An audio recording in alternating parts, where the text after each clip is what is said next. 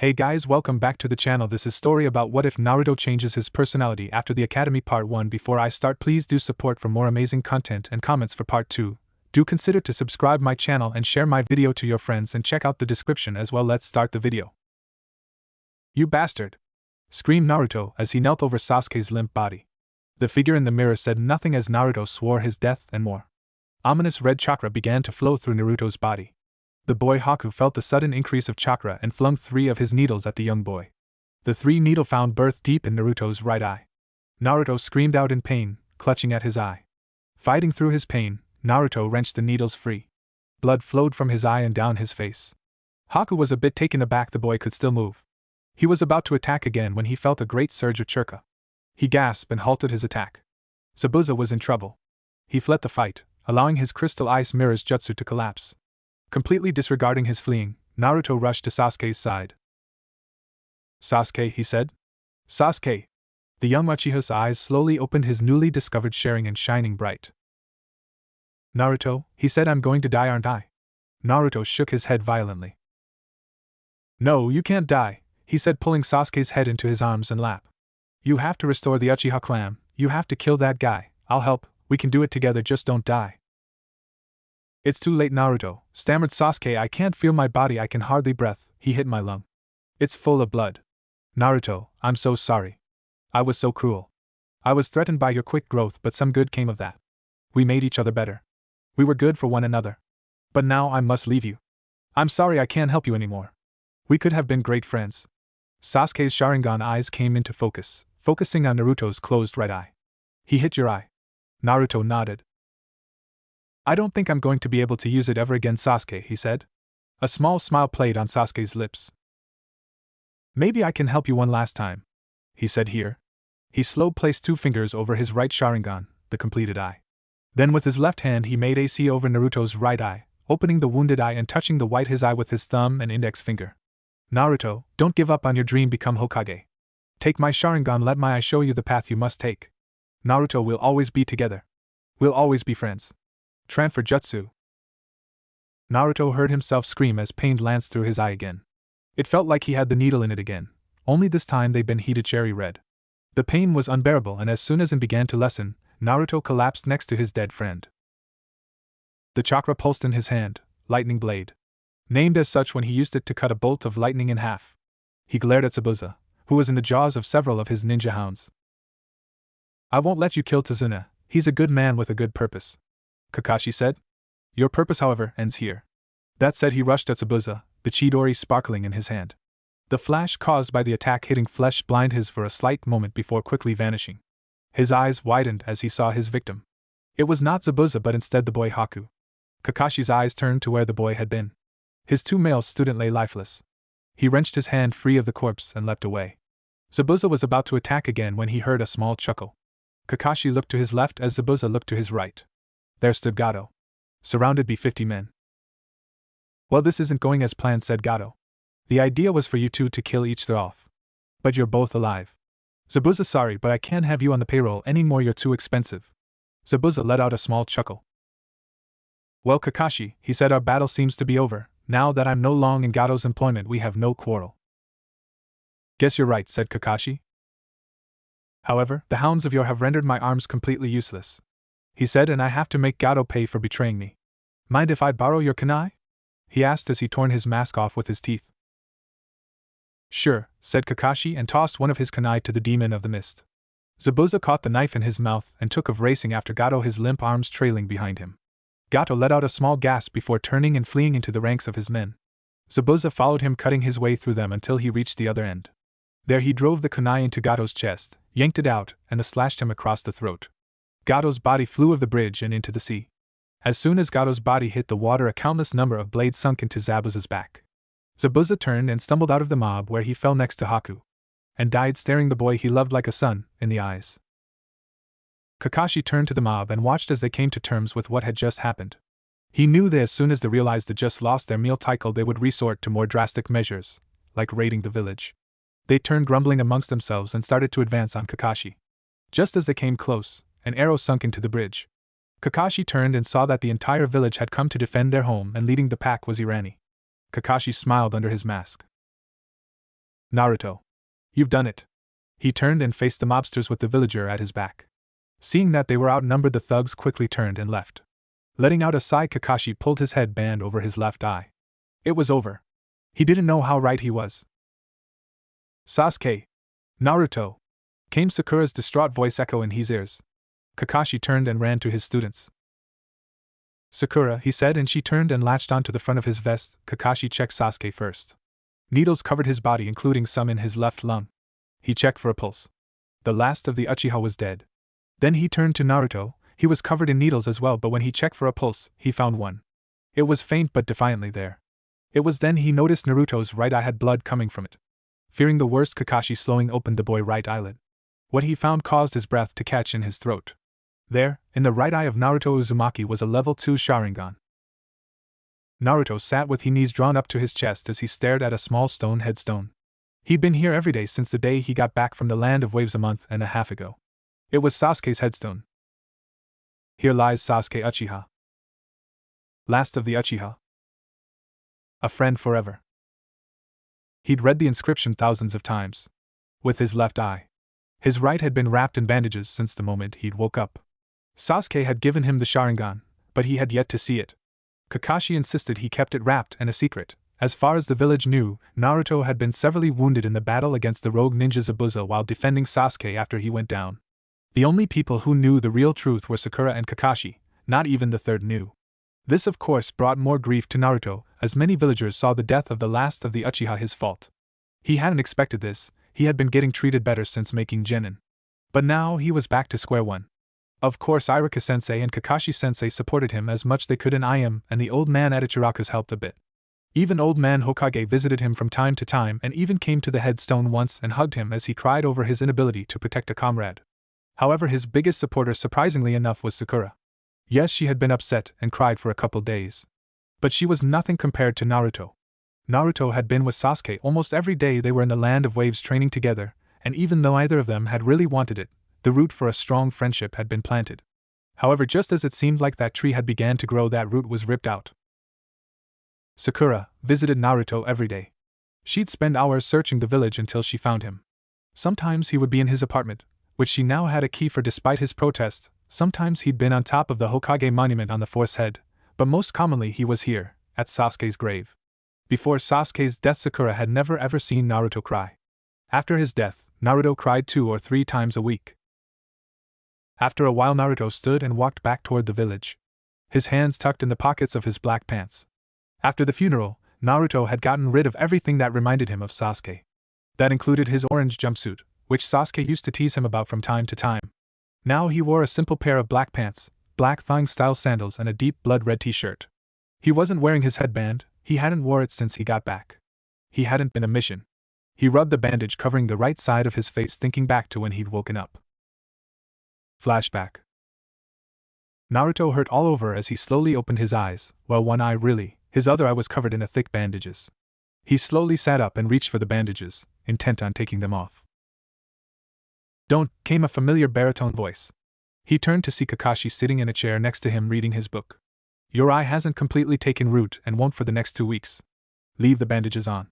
Naruto let out a sad sigh and dropped his hands in his lap. A sad look on his face. "Sasuke is dead," said Kakashi. "I know," said Naruto flatly. Tears sprung up in his left eye. "I couldn't save him, Kakashi-sensei. Why couldn't I?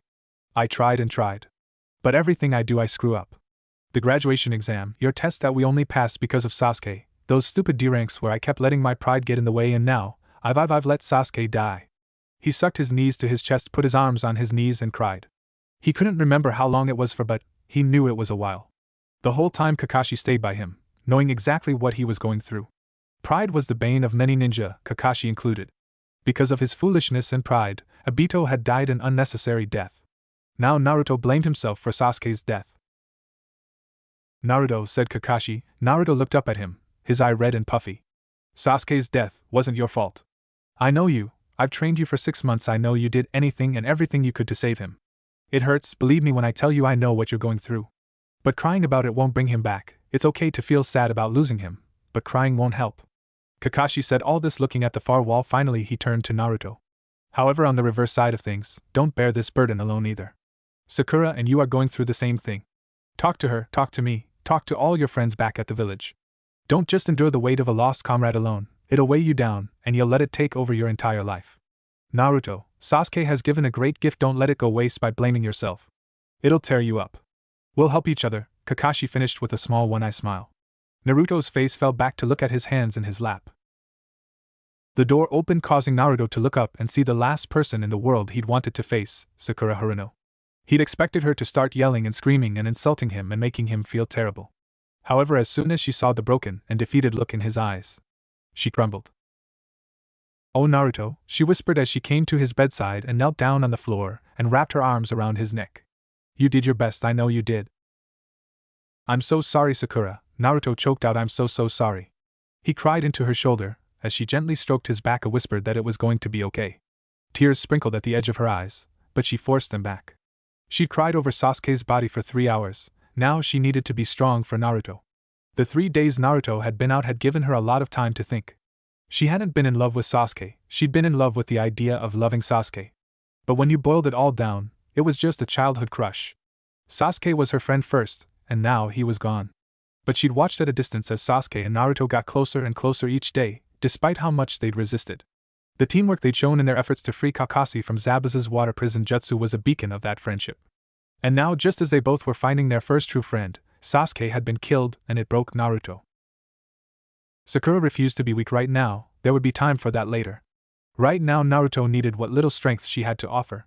Naruto struggled to get his sobs under control with staggered, ragged gasps. Sure, Sakura soothed, trying to help him calm down. "It's alright Naruto," she rocked him side to side as if he were a 3-year-old. Naruto finally got himself under control and went slack in Sakura's arms. She pulled back a little to look straight into his eyes. There was pain there, but also gratitude. She had been there for him, not yelled at him, when he needed her most. "Thank you, Sakura," he rasped. She gave him a soft smile and hugged him one more time before standing up and leaving the room. Kakashi, who'd watched Sakura grieve over Sasuke's body for 3 days, let a small smile grace his features. They had come together when they needed each other most. "Naruto, stay in bed today, and if you're strong enough tomorrow, we'll send word for an escort back." Naruto nodded his head, Kakashi squeezed his shoulder and left the room.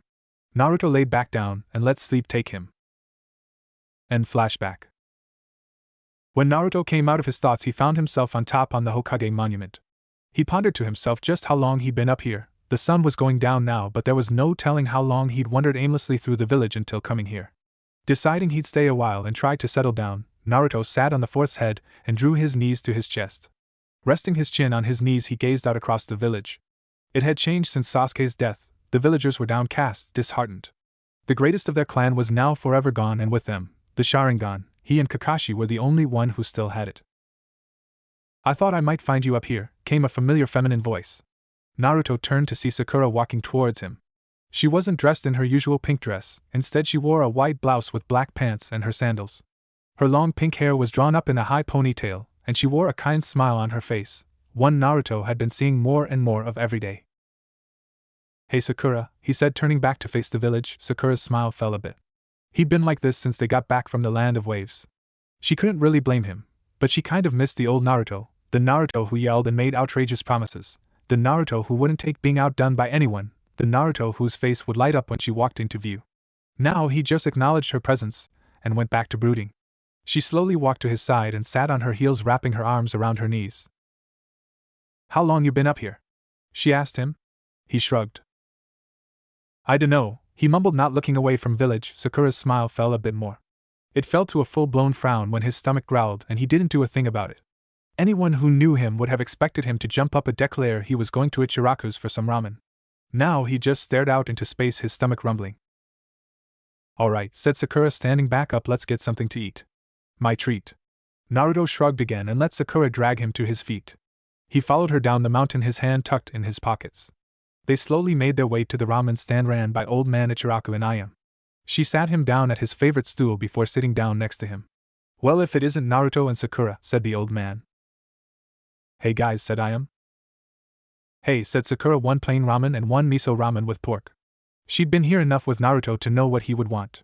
Naruto had his arms crossed on the counter, and his chin resting on his arms. Sakura frowned at him before turning to Ayam, who was leaning across the counter. He's still down, huh? She whispered, looking at Naruto's sulking form. Yeah, he just can't forgive himself for Sasuke's death, Sakura whispered, and to make things worse 90% of the village blames him too. I was there too, but they don't blame me, so was Kakashi-sensei, and they don't blame him. They blame Naruto solely because of what he is, and it's not fair. Sakura could feel tears threatening, and was only able to fight them off because the food was ready and placed in front of them. Naruto simply picked up a pair of chopsticks and started to eat. Sakura watched him emotionless slurp down his noodles. Oh, Naruto, she thought before turning to her own ramen, and slowly started eating her own ramen. They ate in silence, and as soon as he was done, Naruto stood up and tossed a few bills on the table and left. Sakura picked them up and put them in her back pocket with the intention of returning it to him later. Then she quickly finished her own ramen and reached her wallet. Tucci shook his head. It's on the house, Sakura. He said you look after him, he needs you. Sakura smiled and nodded her head. Then she jumped down and ran after Naruto. When she caught up with him, she laced an arm through his, an act that would have caused the boy to get very uncomfortable. Now he didn't even look at her. Trying to find a good conversation topic, Sakura looked up at the sky. It was late, the moon was high in the sky and the stars were out. Hey, she said, I'll walk you home. The slightest nod of his head was her only answer. She tightened her grip on his arm and started leading him towards his apartment. Naruto didn't say anything for a long time. He was staring at the sky for a long time. She couldn't read his face, she used to be able to read him like a book. The new Naruto was so withdrawn, and she didn't like it. Sakura, I'm alright, he said. They were at his apartment, and she knew he was dismissing her. But she wasn't leaving him to brood, not this time. No, you're not, Naruto, she said without a moment's hesitation. You sulk all the time, you let other people's words affect you like you never have before. Naruto, you've given up on your Nindo. Never give up and always keep your word, no matter what. You've lost sight of that. Naruto, that's okay, we all lose sight of things, but it's time you found it again. He stepped into his apartment in an attempt to escape her, but she stopped the door and perused him. She found him standing in his living room, shoulders shaking, he was crying. I couldn't save him, Sakura, it's my fault he's dead. He said I should have done more, I just couldn't save him. He dropped to his knees, burying his face in his hands. Sakura raced to his side, taking him in her arms. It's not your fault, Naruto, she soothed. It's not. Haka killed him, not you. Oh, Naruto, Sasuke knew what being a ninja meant. He took that mission, he fought because he had a goal.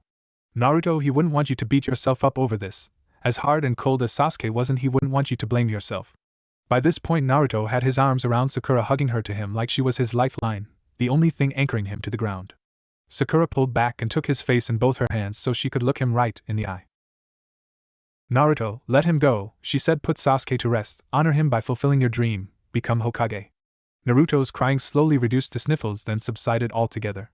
Here, let's get you to bed. She helped him up and led him to his bedroom. Once they got there, she sat him down on the bed and stood up. You get changed, I'm going to get you something to drink. She turned and left, headed for his small kitchen, and went through his cupboards looking for a glass. Once she found one, she filled it with water from the tap and carefully carried it back to his room. She found Naruto laying on his bed in his boxers. Averting her eyes, Sakura pulled the covers over his body and got him to sit up and helped him drink half the glass and set the rest down on his bedside table. Get some sleep, Naruto, she said. I'll see you in the morning. Naruto sagged back down under the covers and rolled onto his side. Good night, Sakura, he said, a hint of the old Naruto in his voice. Sakura could help but smile. Good night, Naruto, she replied before leaving his room. Out in his front room, Sakura located the clock. It read nearly midnight. She lived clear across the village. By the time she got back, it would be 1 o'clock, if not later.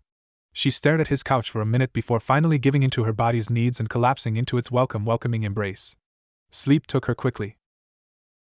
Naruto woke the next morning with a raw throat and a sore face.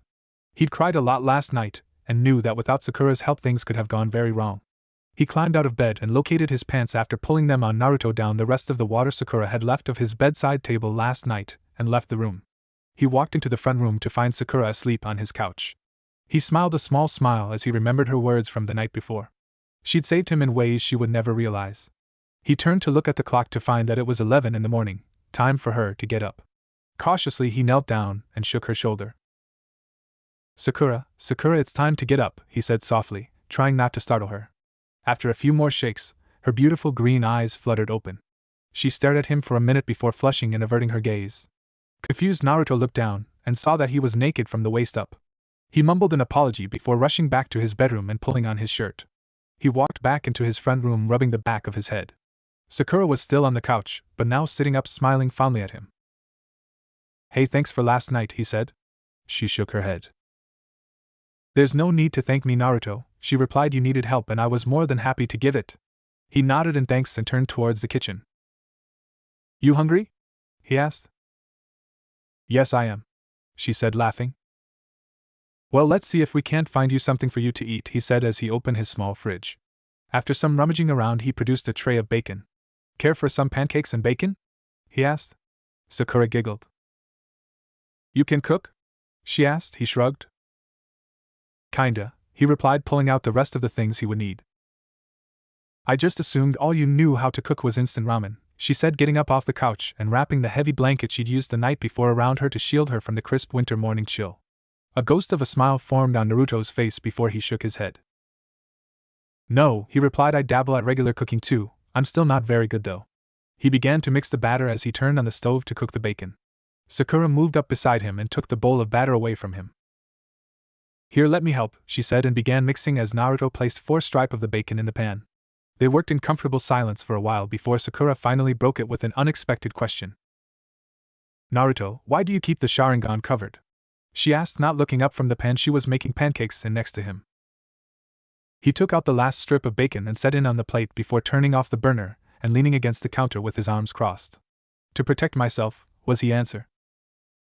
What do you mean? She asked, looking at him this time. What would people say if they saw I had Sasuke's Sharingan? What would they do? She didn't need him to elaborate to know exactly what he meant. If people knew Naruto had the Sharingan, they would assume he'd taken it from Sasuke, not received it as a gift. They would call for punishment. It was better this way. Leaving the topic alone for now, Sakura finished the pancakes and took the platter to the table. Naruto joined her with the bacon and they ate in companionable silence. After finishing their meal, Naruto cleared the table and set them in the sink. I should probably get you home, he said. Sakura stopped dead. Home? She hadn't even considered how her parents would be reacting to waking up and finding out she never came back. And even worse, she'd stayed with Naruto, whom her father was less than fond of. She paled. Yeah, good idea, she said, quickly going to put on her sandals. Naruto followed, stepping into his own sandals. They left his house and started to navigate through the busy street of the Leaf Village. It was a busy time of year. The winter festival was coming. Street vendors were showing up more and more every day to get ready for the start that weekend. Without really thinking about it, Sakura wrapped her arms around Naruto's right arm to keep from getting separated. Naruto eyed her for a minute before let the ghost smile return to his face. Sakura gave him a small smile in return but couldn't find it in her heart to smile a full smile. It was disheartening to see that Naruto could no longer smile. He used to be so full of life, now he was broken, but Sakura could see that he was healing. The ways he'd acted this morning showed that. He was more his old self, and it pleased Sakura. She knew he'd never be the exact same ever again. That was asking too much, but maybe with help he could be more outgoing again. They got to Sakura's house after about an hour of dodging through traffic. Sakura braced herself as she opened the door. This was going to be bad. Her fears were instantly confirmed when she saw her father standing in the doorway, arms crossed over his chest, anger in his eyes. There you are, he seethed. Hi, Daddy, she squeaked. What in the world do you are doing staying out all night? He asked. It was then that he realized for the first time just who she was with. You! He yelled, advancing on Naruto. Acting instinctively, Naruto pulled Sakura behind him. In doing so, he lost his opportunity to defend himself. The blow caught him square on the jaw. He stumbled backwards down the steps of Sakura's house, nearly knocking Sakura over in the process. He regained his balance and stood in front of Sakura, looking at her father. Though their eyes met, there was no challenge in Naruto's eye. No defiance. Nothing, just an empty pool of cold ice. It was unsettling, really. He could have dealt with defiance, or rage, or sorrow, but this empty look that he was getting from the boy made his blood run cold. He'd seen it before, in men who had nothing left to live for. This boy had seen something that broke him. Sakura, get inside, said Mr. Hirano. Sakura's face light up with panic. She couldn't just abandon Naruto, but she could disobey her father either. So with a squeeze on his bicep, Sakura stepped around Naruto and up the stairs to her father. Goodbye, Sakura, came Naruto's even voice, void of all emotion. Sakura's face fell. She'd worked for almost 2 days to get Naruto to open up, only to have her father ruin that in less than a minute. Goodbye, Naruto, she replied and stepped in the house. Mr. Hirano glared at Naruto a bit longer before going inside the house. Naruto was left standing at the bottom of the stairs alone, After staring at the door for a minute, he turned, stuck his hands in his pockets, and left headed for Sasuke's grave. Sakura rounded on her father the moment he closed the door. "Why'd you do that?" she demanded, furious with him. "He had you out all night, Sakura," yelled her father. "You may be a ninja, but you are still my daughter, and I will not have you out all night with trash like him." He pointed towards the door. "Trash? Trash?" screamed Sakura. "Naruto is a lot of things, Daddy, but he is not trash. He is the most caring, self-sacrificing, dependable person I know. He needed me last night and I was more than happy to be there. I know you saw the look in his eyes. He's dead inside. He watched his best friend killed in cold blood right in front of him. I spent all night and this morning trying to get him to open up, and just when I started making a little bit of progress, you ruined it." Tears were now flowing freely down her face. Her father was rooted to the spot, completely speechless. Once he didn't respond, Sakura turned and fled up the stairs and into her room, where she collapsed on her bed and cried. Downstairs, Takashi Haruno stared after his daughter, feeling like the scum of the earth. Movement caught his attention, and he turned to see his wife Aki giving him a look of complete disappointment. "How much did you hear?" he asked. "I heard the whole thing, Takashi. She said you've completely destroyed our daughter. That boy is all she has right now, and I could tell just from the small glimpse of him I caught out the window. He isn't doing well." The disappointment dripped off her words. "He needs her."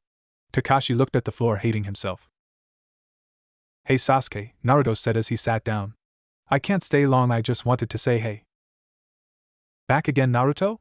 came a male's voice. Naruto turned to see Kakashi standing behind him. "Oh hey Kakashi-sensei," said Naruto, turning back to Sasuke. "Naruto, stand up," Kakashi's voice told him he better do it. So Naruto dragged himself to his feet, ready to get yelled at again. His jaw still ached where Sakura's father had hit him. "What is it, Kakashi-sensei?" he asked, not really caring. Kakashi's answer caught him off guard. "Naruto, it's time I taught you to use Sharingan." "Damn it," he thought to himself as he raced through the trees. "I am so late, they're gonna kill me." He sped up, trying to reach his destination on time. That was until he missed a step and went crashing down to the forest floor. Nursing a sore shoulder, he dragged himself to his feet and started to dejectedly walk, no longer caring he was going to be late anyway. He finally reached where he was going, a small clearing with a black stone on the eastern edge. He took in his surroundings. There were two people in the clearing, a girl who looked close to his age, with a great figure and the most amazing pink hair he'd ever seen. She wore a hot pink t-shirt and a black silk pants. On her feet were shinobi sandals, and her headband was tied onto the top of her head, to hold her hair back. The second person was a boy, about his age, maybe a year older. He had long, shaggy and spiky blonde hair. He wore a blood-red t-shirt and black pant. Flat-thigh style sandals were on his feet. On his head was a blue headband, and the right side of his face was covered in heavy bandages. The girl turned to him, her face angry. "Late again, Kaka," she cut herself off. "Hey, you're not Kakashi-sensei. Who are you?" "Is this Team 7? he asked, a bit shy. "Yes," the girl replied. "Why do you ask?" He hesitated, however, before he could give his reason, a voice behind him cut him off. "So, you must be Haru." Haru turned to see a tall man with silver hair and his headband over one eye standing behind him with his hand tucked into his pockets. "Haru?" the girl asked. "Yes, Sakura, Naruto, this is Harumuri," said the silver-haired man. The blonde looked at him with suspicion. "He's the newest member of Team 7. The blonde's face contorted, but he stayed silent. The pinkette, however, did not. "But Kakashi-sensei, I'm not sure if that's—" She cut herself off again, glanced nervously, and the blonde. Haru glanced at him again and saw the boy had his face down, his blonde hair masking his eyes. Haru didn't have to be a mind reader to see that the boy was against this idea. He just hoped he would blame him. It wasn't his choice. He'd been placed on this team because on his last team he was fighting more and more with a teammate, and it had already jeopardized several of their missions. So, to end the bickering, the squad had been broken up and Haru had been assigned to this team. He knew some of the history behind the infamous Team 7. Sasuke Uchiha had once been a member of this team, but he died in the Land of Waves on a mission that had escalated far beyond the abilities of any genin. He had been fighting the enemy on his own while the Uzumaki boy stood by and watched. It was because of the blonde-haired boy that the last of the Uchiha was dead. Balling his fist, Haru glared at the boy, but try as he might, he couldn't get the young man to raise his gaze. "Alright," said Kakashi, "let's get on with today's training. It'll be relatively short. Combat training, you'll fight each other for 3 hours, do not hold back. If you do, you will get injured because your opponent won't." Haru stared at the man. They were expected to fight each other. He glanced at his new teammates. Neither of them seemed fazed in the least. However, since Haru is new, I'm adding a second rule. For 1 hour, two of you will pair up and attack the other. This will also help work on cooperative fighting and teamwork. First will be Haru and Sakura against Naruto. Naruto. The blonde finally looked up. Don't use it. That's the only restriction. You're not ready. All other jutsu is allowed though. Naruto nodded. Got it, Kakashi-sensei, he said. Haru noticed Sakura almost seemed to breathe a sigh of relief. Okay then, on the whistle, said Kakashi. Sakura walked over to stand next to Haru, and then Naruto stood across from them. What are his weaknesses? Asked Haru. Sakura stared at Naruto for a second before turning to reply. Genjutsu, she said. Well, there went that plan. Haru didn't know any genjutsu. He would just have to figure something out. A shrill whistle sounded across the clearing. Naruto leapt straight for them, a kunai in hand. Haru noticed he was coming right for him. He froze. He was hardly any good at close combat. He closed his eye, waiting for the cold bite of steel. That was until a ringing met his ears. He opened his eyes and saw Sakura standing in front of him, blocking Naruto's kunai with her own. To looked over his shoulder at him. Don't just stand there, help me, she said. Haru nodded and drew his own kunai. Naruto leapt away from them and threw his knife, which Sakura deflected easily. Naruto laid it about 15 feet away and stated, flashing through hand signs. Fire style, fireball jutsu. He yelled. That brought his hand to his mouth. He placed 2 fingers on the corner of his lips and exhaled. A massive ball of flame launched at them. Sakura and Haru leapt out of the way in opposite directions. Then Naruto crossed his fingers. Shadow clone jutsu. 19 clones phased into existence. Then they charged. Kakashi sat in a nearby tree watching the 3 genin fight. He could help but smile. In the 2 months Naruto had been training to use Sharingan, he had come a rather long ways. Even though he was more withdrawn and quieter since Sasuke's death, there were some things about Naruto that Kakashi believed would never change. Like his unbelievable work ethic. Kakashi had had to physically force Naruto to stop training 3 times, or risk total chakra depletion.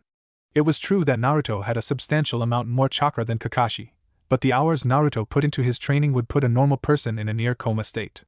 About a month into the training, Kakashi stumbled across another change in Naruto. When Sasuke had given Naruto Sharingan, he'd also inadvertently transferred his own prowess with fire jutsu to Naruto. Naruto could now use fire jutsu so powerful it rivaled Sasuke's, hell, it even Kakashi's. Kakashi watched as Naruto attacked with his shadow clones. Like he said, some things never change. Like Naruto's ability to create a ridiculous amount of shadow clones.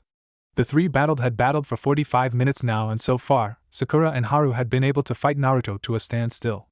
Though Naruto had improved in leaps and bounds, Sakura had improved quite a bit too. She said that her total inability to do anything against Zabuza and Haku had opened her eyes, and she had committed herself to training, even joining Naruto and Kakashi at times when they were training with Sharingan. The buzzer went off. Alright, switch, yelled Kakashi. Naruto and Haru versus Sakura.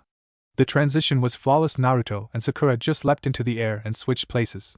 They resumed battling. Sakura struggled a bit more than Naruto did. But that was to be expected. Naruto was the strongest genin on their team. Haru, on the other hand, well. Flashback. You wanted to see me, Lord Hokage? Asked Kakashi, stepping through the door to the Hokage's office. Ah yes, Kakashi, said the Hokage, I have news for you. What is it? Asked Kakashi, curious. I've found a replacement for Sasuke on your team, he replied. Kakashi had been afraid of this. Lord Hokage, I don't start at Kakashi, but the village leader cut him off. You don't think Naruto is ready, he said. Kakashi, we need Team 7 up to full strength again. We need you to start taking missions again. Here, this is a dossier on your new student. Kakashi took the papers from the Hokage and began to flip through them. You can see why I put him on your team. Yes, this boy, said Kakashi, is terrible. Only 5 successfully completed missions, all D rank. He has almost no fighting skill. His scores were worse than Naruto's. Exactly, said the Hokage, he's quite behind, and since you have 2 of the most advanced genin of their generation, I was hoping they could rub off on him. Kakashi saw his reasoning but still wasn't sure it was a good idea. Lord Hokage, Naruto won't like this. He doesn't want to replace Sasuke, said Kakashi. I'm afraid he would just push Haru away. But the Hokage was having none of it. Kakashi, I've made my decision, he said. Kakashi bowed. Yes, Lord Hokage, he replied and turned. We'll have a training exercise tomorrow. Please have him meet us at Training Field 7. The Hokage nodded. End flashback. Kakashi had been right. Naruto wasn't working with Haru at all. He was fighting Sakura on his own. Haru was being left behind. Naruto threw 3 more kunai at Sakura as he flipped over a branch and launched himself at Sakura. Haru stood on the ground watching, not believing what he was seeing. Naruto was good, really good. Naruto dropped to the ground in a crouch, his left knee bent, his right leg straightened out to the side. He looked over his shoulder. You plan on helping any time soon? He asked Haru. Haru hesitated. Naruto scoffed and raced at Sakura. Why'd I even ask? He leapt at Sakura, aiming a kick at her head. She ducked it. He landed behind her. She turned and swung at his head. Naruto leapt backwards, landing on his shoulders, and kicked right back to his feet. He threw a roundhouse at her head, which she spun under, drawing a kunai. Naruto drew his own kunai and parried the incoming attack. They stood locked like that for a couple seconds before a buzzer sounded. Alright, last switch, said Kakashi from his tree. Sakura and Naruto versus Haru. Naruto heard Haru gasp. Sakura and Naruto stood side by side before looking at each other and nodding. Naruto threw 3 shuriken. Haru gasped again and leapt to his left. Naruto and Sakura sprinted at him, Naruto leading. Naruto dropped to one knee and delivered a hard straight right to Haru's stomach. Haru doubled over and stumbled backwards several feet. Sakura jumped onto Naruto's shoulder and leapt into the air. She caught Haru in the side of the face with a hard kick. Haru flew another several feet to his right and landed hard on his back. Naruto jumped into the air, spun a couple times, and fell straight at Haru, his right leg bent. Haru rolled to his right and avoided the deadly knee, which landed only a couple inches from his face. He leapt to his feet. Sakura ran at Naruto, who was still in his crouch. Placing a hand on each of his shoulders, she cartwheeled over him and caught Haru with each of her feet. Naruto jumped to his feet and rolled across Sakura's back. He brought a right punch down on the top of Haru's head, snapping the young boy's head down, then delivered a left uppercut directly into his face. Haru hit his back hard, his breath rushing from his lungs. He laid on his back looking up at Naruto and Sakura, who were standing over him, neither breathing really hard. That's enough, came Kakashi's voice. We're done for the day, meet at the bridge tomorrow, we have a mission. Naruto didn't say anything as he turned and started to leave. Sakura gave Haru a glance before turning and leaving as well. It didn't go unnoticed by either Kakashi or Haru that neither offered to help him up. Kakashi sighed. Naruto left the training field with his hands in his pockets. He didn't even seem to notice Sakura walking with to him, both her arms wrapped around his upper right arm. He just stared at the ground, putting one foot in front of the other. Sakura frowned. Since that day 2 months ago, Naruto had fallen even deeper into himself. The only time he seemed to open up was when he was training. Whether it was with her or Kakashi, it seemed to help, but the second it ended, he would shut them out again. She knew where he was going without him even telling her. Hey Naruto, she said, once you get done visiting him, come find me? I'll be in the town market, okay? He nodded and continued on his way. Sakura gave him a squeeze on the arm and left him. Naruto kept walking, letting his feet guide him. His mind traveled to the boy they trained with. What right did he have to replace Sasuke? He was terrible. Sasuke was 100 times better. He and Sakura hadn't even been going all that hard, but almost everything they threw at him found its mark. Did Kakashi really think they could go on a mission with him? He reminded him of himself, his old pathetic self who hadn't been able to protect Sasuke. It made him so angry. He looked around and realized he was standing at Sasuke's headstone. Hey man, he said, squatting down and brushing off the few leaves that covered it. Sorry I'm late, I had to train with Kakashi-sensei and Sakura. You always talk to yourself? Asked a voice behind him. He turned. What are you doing here? Naruto asked the visitor. It was none other than Shikamaru Nara. Shikamaru shrugged. Came to pay my respects, responded Shikamaru. My team's be gone for a while, and I thought I'd come say hey. He walked up and stood next to Naruto, who had stood up by this point. How long you been here? Naruto shrugged. Not long, he said, but I can't stay long either, I have to meet Sakura. Shikamaru nodded. Well, it was great seeing you again, Naruto, Shikamaru said. Naruto nodded and turned to leave. He tucked his hands in his pockets and hunched his shoulders. After walking for a good 10 minutes, he's the village market. Was a wide area in the middle of town full of stall vendors and street shops. Naruto scanned the area for Sakura's distinct pink hair. He found her standing at one of the stalls, next to a girl with blonde hair. Ino. Naruto turned to walk away, but Sakura must have turned around because she called out to him. Naruto, there you are, she called. He turned to see her racing towards him. Ino held back her mouth a firm line. Naruto knew what was going on. In the past 4 months he'd been back. Ino had tried extremely hard not to listen to the rumors that said Naruto had let Sasuke die. She tried so hard not to blame him. She slowly walked over to Sakura and Naruto. Hey Sakura, I'll see you later, okay? She said, and without looking at him she added, nice seeing you, Naruto. And like that she was gone. Sakura let out a small sigh as she wrapped her arms around Naruto's. She did it quite often now, either really knew why but it was comfortable. Sakura figured she did it to protect Naruto, give him something else to focus on than the harsh words and cruel whispers that always surrounded him every time he went out. They walked through the market for a while, Sakura stopping occasionally to look at something at a stall or admire an item at a street shop. Naruto never said anything, he just walked with her, stood by her and watched over her. A silent escort. As the night wound down, Naruto decided it was probably time he got her home. She agreed and together they walked to her house. It was a good 30-minute walk. As they walked, Sakura couldn't help but look up at Naruto's calm, stoic face. He was actually quite handsome, and Sakura knew that if she hadn't been so obsessed over Sasuke when he was alive, she probably would have been quite attracted to Naruto while they were in the academy. Though part of her was glad she wasn't back then, because she knew if she had had a silly schoolgirl with a crush like she had been with Sasuke, she wouldn't have been able to put her ridiculous behavior aside and help him like she was now. Smiling to herself, she looked back down at the ground, slightly tightening her grip. Naruto glanced at her from the corner of his eye before turning his gaze back forwards. In time they reached her house. Naruto walked her up the stairs and stood at the doorway as she reached for the doorknob.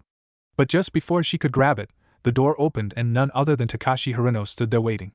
Naruto went a couple of steps down, not want to get into a confrontation with since his last one, he'd been able to avoid the man, but now they were standing face to face. Naruto, he said. All Naruto could do was just blink. The man had never used his name, no one really did. Takashi looked at the sky. It's kinda cold tonight, care for a cup of tea before you head home? Naruto and Sakura both looked at Mr. Haruno like he'd gone crazy. Come on in, the man said and disappeared inside the house. Naruto and Sakura shared a confused look but went inside anyway. They found Takashi and Aki in the kitchen talking in low whispers, however as soon as they saw them enter, the husband and wife fell silent. Takashi turned to the stove where he was heating up water, while Aki turned to Naruto. Why don't you come sit down, Naruto? She asked with a kind smile in her face. Naruto let her lead him to the couch in the living room while Sakura stayed in the kitchen with her dad. Okay, Daddy, she said. What's going on? Takashi looked confused. What do you mean, Sakura? He asked in return. The last time you saw Naruto you punched him in the face, she said, her hands on her hips. Now you're inviting him in for tea? Sakura, her dad said, not looking up. You don't know this, but I've been watching him for a while. I hurt him and I feel terrible for it. I'm trying to make amends for what I did. Sakura was silent for a long time. You promise, Daddy? She asked because Naruto doesn't need people messing with him right now, he's bad enough as it is. I promise, Sakura, he replied, a bit taken aback at how protective his daughter was of the boy. Sakura seemed to accept that, and moved to help him finish with the tea. Once they had 4 steaming cups of tea, they left the kitchen and went into the living room where Sakura found a very uncomfortable Naruto sitting on the couch playing with the hem of his t-shirt, a nervous habit of his. She handed him his tea and sat down close next to him, their hips almost touching. So Naruto, I meant to ask you, why do you wear those bandages? Asked Takashi, genuinely curious. All the Harunos saw the boy stiffen. I'm sorry, I didn't mean to make you uncomfortable. Naruto shook his head. It's alright, he said, but didn't provide an answer. The 4 drank their tea in relative silence. Naruto would shift every now and then, trying his best not to be rude, but he couldn't help but feel like he was being examined by Sakura's father. He would take nervous glances at Sakura, but she would just smile at him. After they finished their tea, Naruto stood up to take his leave. Quietly thanking them for the tea, he made his way for the door, stepping into his sandals. Sakura walked with him, and as he opened the door, she put a hand on his shoulder to get his attention. He turned to look at her. She was smiling, a small smile, but a genuine smile. Then she stood on her toes and gave him a small kiss on the cheek. A small smile ghosted his own mouth, and her turned and left the house. Naruto leaned against the railing of the bridge, his arms and ankles crossed. Sakura was next to him, sitting on the railing looking at the water. Their newest member Haru was across from them, cross-legged on the bridge. Is Kakashi-sensei always this late? He asked. Yeah, pretty much, said Sakura, not looking from the water. Naruto nodded in agreement, not looking at him. Haru let out a sigh, looking back down at his lap. He'd been trying all morning to connect with his team. The beating he took the day before showed just how far behind he really was. They had worked completely together, all without saying a single word to one another. He sighed again. Naruto was watching Haru from under his bangs. He watched as he took out a kunai and a whetstone and started to sharpen it. He snatched his hand back and stuck his thumb in his mouth. He'd cut himself. The boy was terrible. When he had first arrived today, Naruto had had every intention of telling him he wasn't wanted and to go away. But something had held him back. He had been the same way once. Flashback. But there are 3 of us, that's what you said, yelled Naruto from where he was tied to a post.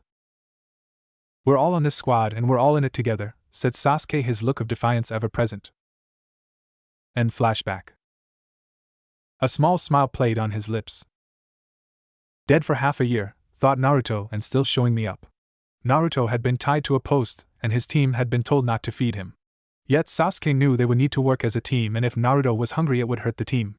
The same was true here. Haru was weak and behind, that hurt the team. He had to do something. He straightened and walked over to the boy and knelt down in front of him. Haru looked at him curiously. Naruto picked up his abandoned kunai and whetstone. Here, he said, when you're sharpening a kunai, hold the whetstone like this. He showed him the proper grip, that way you don't have to worry about cutting yourself. Haru stared at him. Don't look at me, try it. Haru took the kunai and whetstone from Naruto and gripped it that he had showed him and started to sharpen the blade. He smiled as he continued. Sakura couldn't help but smile as she watched over her shoulder. Naruto was opening up. It was so nice to see him open up to someone besides her. Last night she'd laid on her bed for hours thinking about the small kiss she had given him. It had taken a lot of courage on her part, but that small gesture of the caring she had for him had seemed to help him a little bit. This morning when they had met at the bridge, he had given her a small smile. She was brought out of her musing by Kakashi walking on the bridge. Hey, he said. Sakura let out a sigh. You're late again, Kakashi-sensei, she said. Sorry about a black cat crossed my path, so I had to take the long way, he said. Sakura shook her head. Did he even realize he used the same 4 excuses over and over? I'm sure you did, she said, not feeling like arguing and ruining her good mood. Well, let's get going, said Kakashi, turning towards the Hokage tower. Haru put his kunai and whetstone away and made to get up, yet he saw a hand palm up being held out to him. He followed the arm and saw Naruto looking down at him. With a small grin, Haru took his hand and let him pull him to his feet. Sakura had to smile again. Naruto was getting there, true wasn't there yet. But it's a long road to a healed heart, and Sakura would be there for him, every step of the way. Naruto let out a long sigh as he sat on one of the 3 pillars in Training Field 7. They'd been here for 3 hours waiting for Kakashi. This was getting a little ridiculous. Naruto had even gone to Sasuke's grave early so he would be on time. It was supposed to be really important, and Kakashi was late again. Naruto put his elbows on his knees and his chin on top of his interlaced fingers. His gaze fell Haru where he laid on the ground a few paces away. He had his fingers interlaced behind his head and his legs crossed at the ankles. They'd come a long way in the month they'd been together. Naruto and Sakura had been trying to integrate Haru into the team. Flashback. Naruto and the rest of Team 7 walked next to the large caravan they had been charged to protect. Naruto and Haru on one side, Sakura and Kakashi on the other. They were in charge of escorting it to the capital from the land of tea. The caravans had been being attacked by bandits lately, and they were in need of escorts. Naruto walked with his hand in his pockets, staring at the ground. He'd come a long way since watching Sasuke die. He was able to interact with his team, he even smiled from time to time now. But he still visited Sasuke every day. He didn't think a day would go by for the rest of life that he wouldn't. He just couldn't let his teammate go. Sasuke had always been there. Even in their academy days, Naruto was always striving to surpass Sasuke. Then when they were put on the same team, Naruto was both angry and relieved. Angry because it would give Sasuke even more chances to show him up, but he was relieved as well because he had a strongest person in their age to measure himself against. Now he had no one. He'd been using Kakashi, but it was hard to see your own growth when going up against a Jounin as a genin. The gap was just too large. Naruto was brought out of his brooding when he caught a glimmer to his left. In an instant a kunai was in his hand. He deflected the knives that were thrown at him. Sounds of metal striking metal on the other side of the caravan told him that Kakashi had ran into a similar problem. Naruto watched as 3 bandits stepped out of the shadows of the trees, katana in hand. Naruto glanced at Haru and saw he also had a kunai in his hand. His hand was trembling. Haru, he said, causing the boy to look at him, we can do this together. Just stay with me and watch each other's back, got it? Haru gave him a quick nod and looked back at the enemy. Naruto switched his one-eyed gaze back at their attackers. In a flash he threw the kunai at the men. It found a home in one of their shoulders. Then Naruto ran at him in a low stance, Haru hot on his heels. Naruto hit a baseball slide and slid through the man's legs before leaping to his feet and racing at the man behind him. He heard a gurgle and knew Haru had done his job. Naruto pulled the 2 kunai of his hips and ran straight at the second man. He blocked the katana strike with the kunai in his right hand, and turning his back on the man he plunged the kunai in his left hand into the man's left side. The man's eyes bulged as Naruto turned to face him, yanking the kunai out, and dragging the kunai that hand blocked the katana across both the man's jugular veins. He fell to the ground, bubbles of blood bursting from the slash in his throat as he struggled for breath. It would end soon. If he didn't bleed out from the wound across his neck, he would die drowning on his own blood as it slowly filled his punctured lung. Naruto turned to look at the last man and saw Haru had already engaged him. He was holding his own, but Haru's strength was not close combat. Naruto ran at them throwing a kunai, which the man only avoided because he leapt out of the way of Haru's attack, otherwise it would have sank into the side of his head. Naruto continued to run at the man as he turned his back on his. It was clear he was completely unaware of Naruto's presence. Naruto closed the gap swiftly and buried the blade into the man's back, severing his spine. Haru took advantage of the man's surprise and plunged his own kunai in their opponent's heart. Naruto pushed the man to the ground, pulling his blade free. He turned to Haru and gave him a small nod of approval and turned back to the caravan, only stopping to wipe his blade clean on one of the enemy's shirts. End flashback. That had been one of their first missions together, and their team's teamwork had been getting better and better with every mission. After their last mission yesterday, which had been a simple delivery run to a neighboring village that had taken a grand total of 6 hours, Kakashi told them to meet at Training Field 7. And now he was late. Naruto let out another sigh, causing Sakura to look up at him from where she was sitting right below him reading a scroll on Genjusta that she had gotten from Kurenai. "What's wrong, Naruto?" she asked, a curious look on her face. "You've been sighing an awful lot." "It's Kakashi-sensei," said Naruto. "I just wish he could be on time for once." Sakura nodded her head in agreement. "Why do you think he's late all the time anyway?" asked Haru from his spot in the middle of the field. "Who knows," said Naruto. "He's done it since we've known him, and he's not showing any signs of stopping. Guess we'll just have to deal with it." As if on cue, Kakashi casually walked into the field waving in greeting. "You're late," they all chorused, not loudly, Naruto merely mumbling. Kakashi let out a small laugh, nervously rubbing the back of his head. After regaining his composure, Kakashi addressed them as a team. "I've actually called you all to discuss an important matter. The Chunin exams are approaching and I've nominated the 3 of you." 3 Genin stared at him for a minute. "Wait, what kind of exam?" asked Haru, knowing if he had to fight, he would be hard-pressed to win. "I'm not allowed to disclose the details," said Kakashi. Then he took out 3 sheets of paper and handed them to his students. "These are the applications, file them out and meet at the academy tomorrow if you wish to participate." With that he left the 3 young ninja. Naruto stared at the paper for a minute before jumping to the ground. He was entering. It would be a good opportunity for him to test his skills. He walked out of the clearing, heading for the main square of the village, his teammate flanking him. As they walked, they stumbled across a male/female pair of ninja they didn't recognize. The male was in a black jumpsuit wearing a ridiculous cat-eared hood, makeup, and had something wrapped in bandages on his back. The female wore a simple dress with a large battle fan strapped to her back. The male had a child by the collar holding the boy off the ground. Naruto recognized the boy, Konohamaru. The look on the mystery ninja's face did spell good news for Konohamaru. Naruto decided it would be best to intervene. "Put him down," he said, not drawing his hands out of his pockets. "What?" said the ninja. "You got a problem too, punk?" "I do," said Naruto. "I have a problem with you harassing the people of my village." He glanced at the boy's forehead. "Sand ninja. You are clearly here to take part in the up-and-coming Chunin exams. It would be a shame if I had to have to expel from the village for disturbing the peace." "Kankuro," said dark voice from somewhere to Naruto's right. "Put him down. You're embarrassing yourself and our village." A young man stood in the underside of a tree branch, his arms crossed and a large gourd on his back. The boy in black seemed to get scared suddenly and dropped Konohamaru. Sure, Gaara," he stuttered. The boy Gaara turned to Naruto. "I apologize for his behavior," he said in a monotone voice. Naruto shook his head. "It's all right, no harm was done." Having said that, Naruto, Sakura, Haru, and Konohamaru all left the sand ninja to themselves. As they walked, Naruto thought about the boy named Gaara. There was something about him, something strangely familiar. Deciding that he was reading too much into it, Naruto decided to just banish the thought. He had an exam to focus on and he couldn't afford distractions right now. Naruto stood outside the academy, his hands in his pockets. He had arrived 30 minutes early to ensure he wouldn't miss his chance. After waiting about 10 minutes, the rest of his team showed up. They handed the applications to the 2 Chunin sitting at a booth outside. "Head upstairs, 3rd floor, room 35, one of them said. Naruto nodded, and then with his team flanking him on either side, he entered the academy. He walked up the stairs and to the 3rd floor, where he found and entered room 35. The room was packed, and in the front stood the rest of the rookie 9. Naruto walked over and stood next to them, his hands still deep in his pockets. "Hey Naruto," said Choji as he approached. Naruto inclined his head in greeting and stared out amongst the rest of the ninja. There were genin from all over the land, grass, sand, rain. There were even 3 ninja with music notes on their headbands. Naruto locked eyes with one of them, a man who had most of his face covered in bandages. They stared at each other for a minute. Sakura glanced nervously at Naruto and then looked at Haru, who was watching Naruto. Then surprisingly, the man with the music note on his forehead broke the eye contact. A ghost of a smile crossed Naruto's face as he glanced at the rest of the rookies.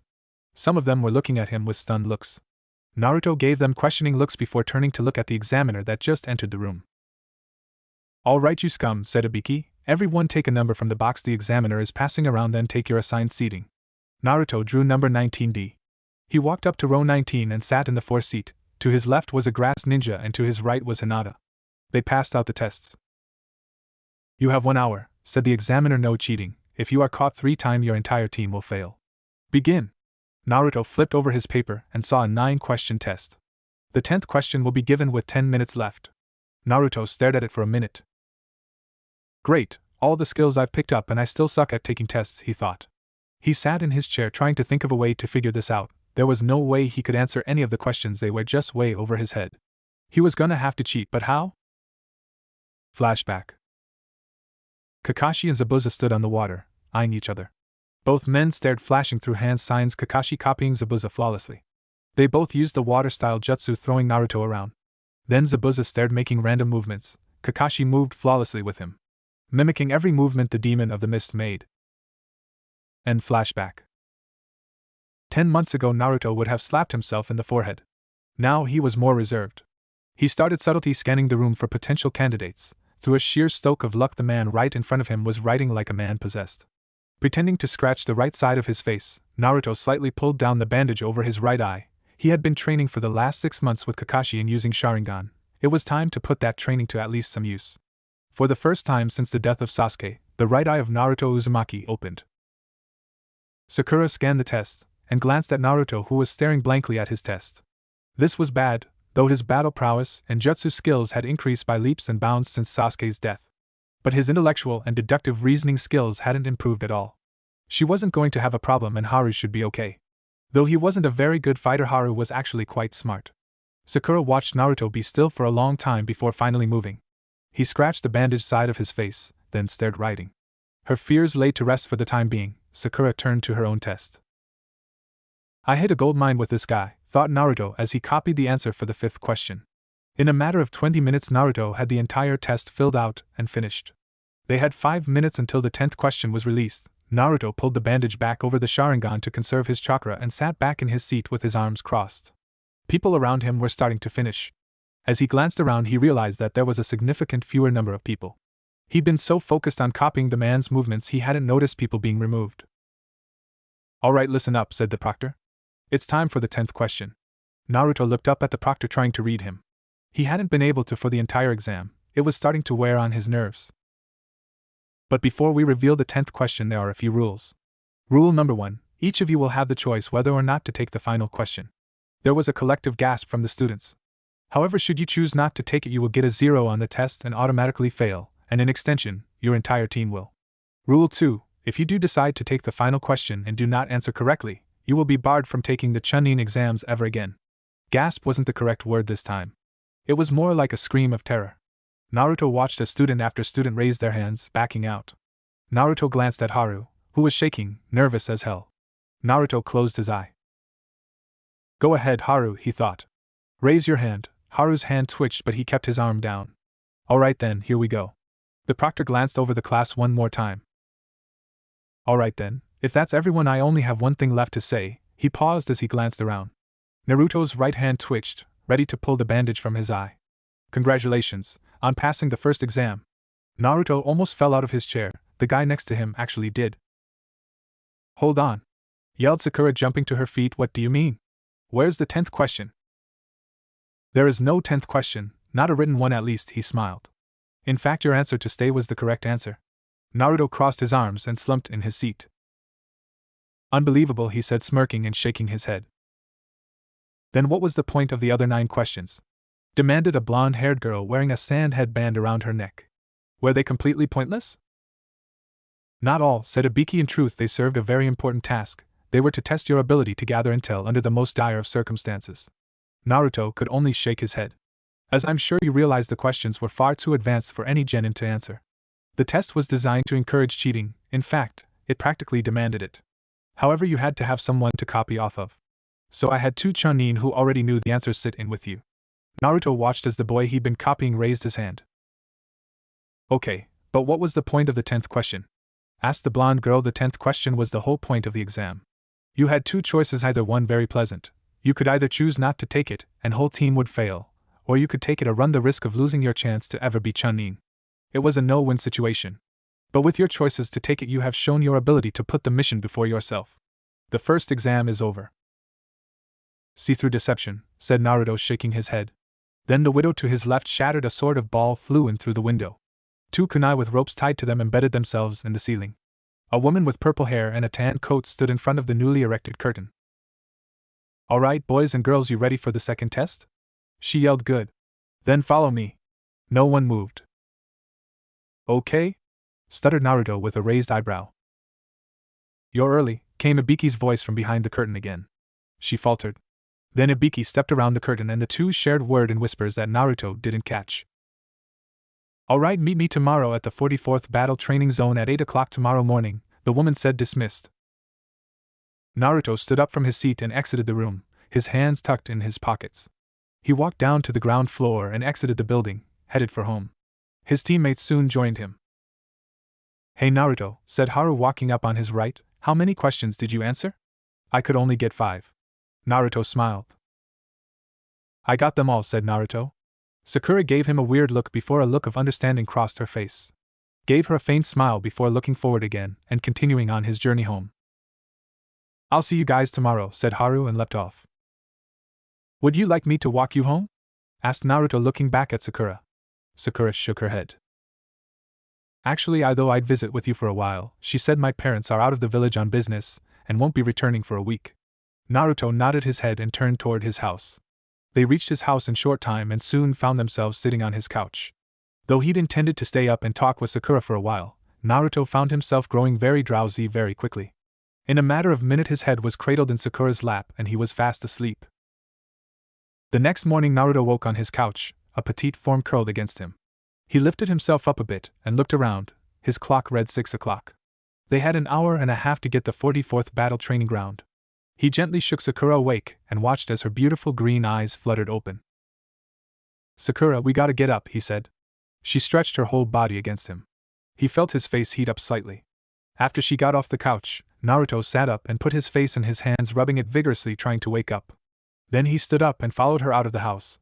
They ran to the training ground and made it with a half hour to spare. Haru was already there waiting for them. About time you two decide to show up, he said, giving them a smirk. Yeah, sorry about that, said Sakura, rubbing the back of her head. Kinda overslept. Haru gave them a knowing look before turning to face the forest. So this is where we're taking the next exam at? He said, looking up at the looming trees. Should be pretty interesting. Naruto followed his gaze into the trees. They looked ominous and he couldn't help but agree, it did look like it was going to be interesting. Movement to his right caught his attention and he turned to see Shikamaru and his team approaching them, followed by the other 3 rookies. Soon the rookie 9 were standing together in a small mob and at their head stood Naruto. They were outcasts here, having only been genin for a short time. Even mostly of the leaf genin looked on them with partial disgust. The only ones who weren't were 3 in the far back. 2 boys and a girl. Team Guy, led by the child prodigy Niji Hyuga. Naruto turned to face his own team and the rest of the 9, forming a small circle. So looks like we're all still in it, said Kiba, glancing around. Yup, said Choji, smiling. What do you suppose the next task will be? Asked Hinata's shy voice. None of the others got a chance to answer because at that very moment the second exam proctor showed up. Alright, you maggots. She yelled, it's time for the second exam to begin. Each team will receive either a heaven scroll or an earth scroll. The objective is to enter the training ground and make your way to the tower located in the middle. However, before you can enter the tower you must first obtain both scrolls. You have 5 days. Naruto's eyebrow raised a bit. Before we can proceed, each team must enter the both, confirm you are allowed to partake in the exam and receive your scroll. Naruto turned to his team and indicated for them to follow. Then as a team they walked into the both. Names, said the Chunin sitting behind the table. Sakura Haruno, said Sakura. The Chunin scanned the list and found her name. He checked her off. Harumuri, said Haru. The Chunin checked his name off. Naruto Uzumaki, said Naruto. The Chunin did a double take, eyeing Naruto up, then he checked his name off. Naruto picked up the heaven scroll that was set in front of him and drew his number out of the box. They drew gate 13. They exited the booth and walked away from the rest of the candidates. Once at their gate, the three started to discuss strategy. Naruto, said Sakura, who should lead the team? Naruto was quiet for a bit. You should, Sakura. You are the smartest one out of the group, said Naruto. Haru, no offense, but you've got a bit of a confidence problem, and me, well, I already let one teammate die. I won't let you die because of me. Sakura frowned. She and Haru both believed Naruto was the best for this, but it seemed that he didn't trust himself with the well-being of his teammates. Yes, she was smart, but she wasn't a leader. She didn't have the natural ability. It wasn't in her makeup. Naruto, however, was. He knew how to inspire people. It came as natural as breathing to him, but it seemed that he had yet to overcome his fear of being responsible for another teammate's death. So she reluctantly agreed to lead them. But she knew that if any fighting started, Naruto would take over. He wouldn't even realize it, but he would, and she'd follow his every order. Naruto nodded at her and turned around to face the gate. She stared at his back, his hand tucked in his pockets, but he still stood as straight up as ever. The pride he had in himself hadn't changed. For a second she remembered Sasuke and the way he carried himself. They had been more alike than they knew, but Sakura had always been looking at them from the outside, so it was easy for her to see. She was sure Kakashi saw it too. Alright, get ready, said the Chunin at the gate. Naruto stepped up to the gate. Sakura and Haru stepped up to flank him. 5, 4, 3, 2, 1, the Chunin counted down, go. The gate swung open and the three raced in. Naruto took the lead and leapt into the trees, the others hot on his heels. They raced through the trees for an hour before coming to a stop in a small clearing. Alright, how are we gonna go about finding our Earth Scroll? Asked Haru. We can't split up, but we'll lose time if we just wander around aimlessly, said Sakura, so for now we continue to head for the tower.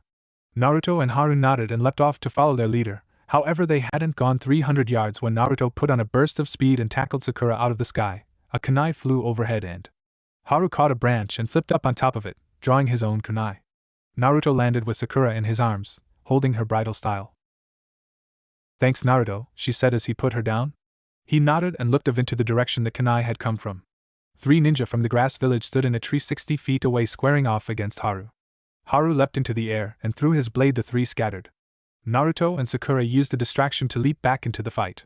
Naruto slipped of his pack and flipped it open. He pulled out a crescent-bladed-like object and threw it to Haru, who caught it and landed on a nearby branch, blocking a shuriken with the blade. Then he spun the blade once. 3 identical blades sprang forth. Haru was holding the weapon of Sasuke Uchiha, the Demon Wind Shuriken. The attacking ninja all threw multiple shuriken and kunai at Haru, who started spinning the shuriken. The incoming blades were deflected. Then Haru threw the spin blade at the 3 ninja. They all leapt out the way. Haru leapt in pursuit of one. Sakura stopped the ninja pursuing Haru with a head kick to the head. Naruto jumped after the 3rd. Haru landed in front of the ninja he pursued, another kunai in his hand. The grass ninja drew his sword and attacked Haru.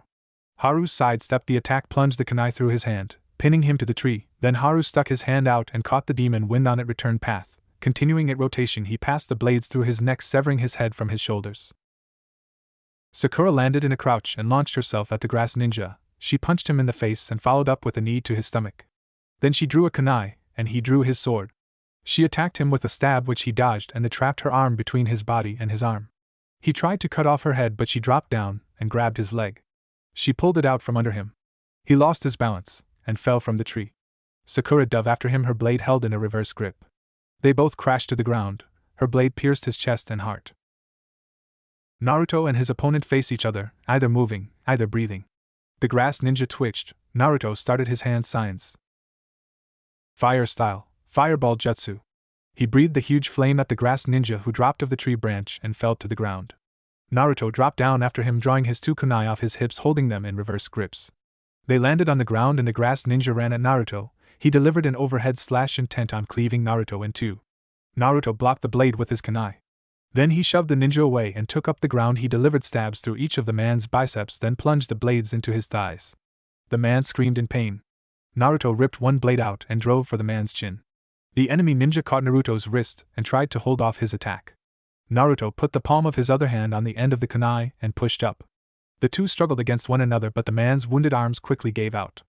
Naruto drove the kunai through the man's bottom jaw and into the roof of his mouth. and then the blade pierced his brain. The man suffered the most unbearable pain known to possible, then he died. Naruto wrenched the blade free and kicked the corpse over. He turned to look at his other teammates. They were both fine. Haru had the demon wind in his hand and was in the process of wiping it clean. The other two enemies were dead. Haru collapsed the demon wind and tried to hand it back to Naruto. Naruto shook his head. "Keep it," he said. "You seem to have a natural talent for it. I can't think of a better person to carry Sasuke's shuriken." Haru and Sakura shared a look of amazement. Naruto was parting with something of Sasuke's. Not many people knew it, but Naruto had the headband he'd gotten from Irika in a drawer at home. Since his death, Naruto had been wearing Sasuke's headband, as a tribute to his dead friend. Now he was giving Haru the demon wind, the weapon Sasuke had used to fight the rogue ninja, Zabuza. "Come on," he said, "let's search them for the scroll." They searched the bodies for a couple minutes before Haru found it on the man he'd killed. "It's a heaven scroll," he said. He tossed it into the bushes. Naruto and Sakura converged on him. "It's getting late," said Sakura. "Let's find somewhere to campo for the night." The other two nodded and they began to search. After looking for half an hour, they found a deep cave that had a natural bend in it, which meant they could make a fire. Heartened a bit, they head inside and started to erect a camp. Sakura set up the tent, while Haru and Naruto collected firewood. In no time at all they had a small fire going, and were eating some rations that Haru had had. Naruto volunteered for the first watch, and while the others slept he sat at the mouth of the cave. His thoughts, as they always did, drifted to the time he'd spent with Sasuke. The tree climbing, their fight with Zabuza, the demon brothers, everything. It had been annoying to see Sasuke outclass him at every turn, but at the same time it had inspired him to try even harder. The bond of friendship and brotherhood that had been forming between them was like something he'd never felt before. But then his thoughts drifted to Haru. They were growing closer. He'd meant what he'd said about the demon wind. He'd wanted Haru to keep it. Haru would never replace Sasuke. Haru knew this, Naruto knew it, Sakura knew it. But Haru had earned his own spot on Team 7, they were now a 4-man squad. The spirit of Sasuke as the guardian angel, always looking over them and guiding, showing Naruto the path to the title of Hokage, just like he'd said. It was that line of thinking that caused Naruto to remember his other startling discovery. Flashback. "Come on, Naruto," said Kakashi, "just relax and watch my hands." Naruto took in a deep breath and opened his right eye, watching Kakashi. Fire style, fireball jutsu. Kakashi let the huge ball of fire fly into the air. "Now follow me this time," he said.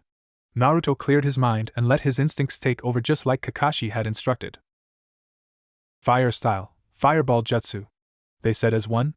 Naruto's was as big as Kakashi's, causing the Jounin to gasp. "Amazing," he said. "What?" asked Naruto. "It would seem that not only did Sasuke give you Sharingan, but the Uchiha's unparalleled control of fire jutsu as well. The Nine Tails seems to have adapted your body to use Sasuke's DNA."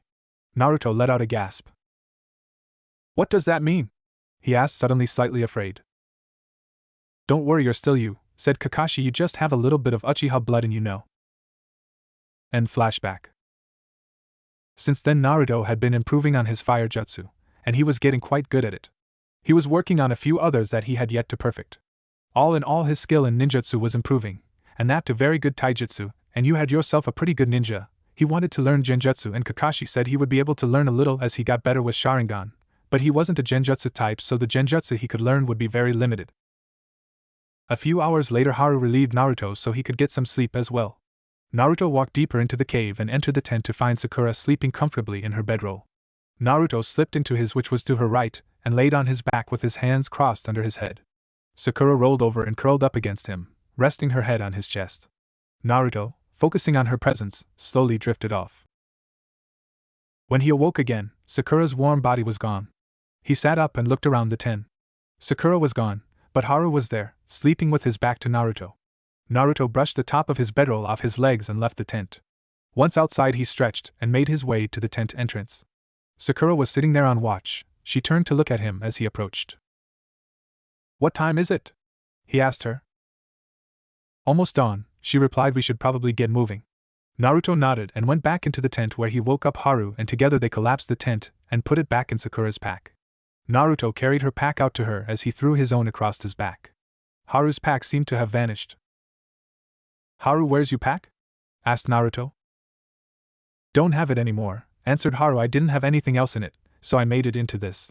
He held up and sort of carrier, and Naruto saw that the demon wind was in it. the ring sticking out the top for quick access. Ah, I see, said Naruto, impressed. Well, we better get moving. They leapt into the trees. Little did they know that they were being followed. Dosu, Kin, and Zaku watched their targets leap into the air and off into the trees. Lord Orochimaru had said to target them, to test their might. He had something planned for the village, and waited to see how well the genin in the village were being trained. Kakashi's Team 7 had the most promising candidates in the year batch of rookies, so they were the targets. They'd been watching them all night, trying to see if they could find a weakness to exploit, but so far they had found nothing.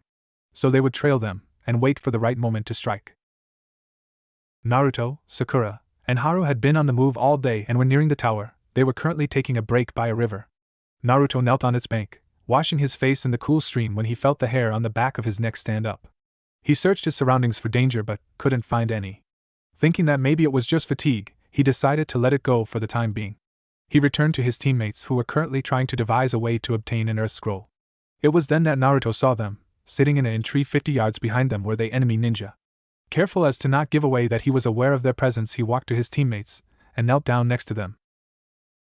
We're being watched, he whispered. Don't react, but there are 3 enemy ninja 50 yards directly behind Haru. The other continued to act as if he had said nothing, but where they were drawing a map of the surrounding area, they both drew check marks, indicating that they understood. The attack would have been fatal, had the 3 not already been aware it was coming. The lead man, a man wrapped almost completely in bandages, landed where they were drawing their map. The 3-leaf ninja dove towards the river and rolled to their feet, weapons in hand. Naruto had his 2 kunai, Haru wielded the demon wind, and Sakura had a kunai in her hand. So, said the mummy man, you were aware of our presence all this time? What if we were? Countered Haru. The mummy man was joined by 2 others, a man with spiky hair and a lean woman.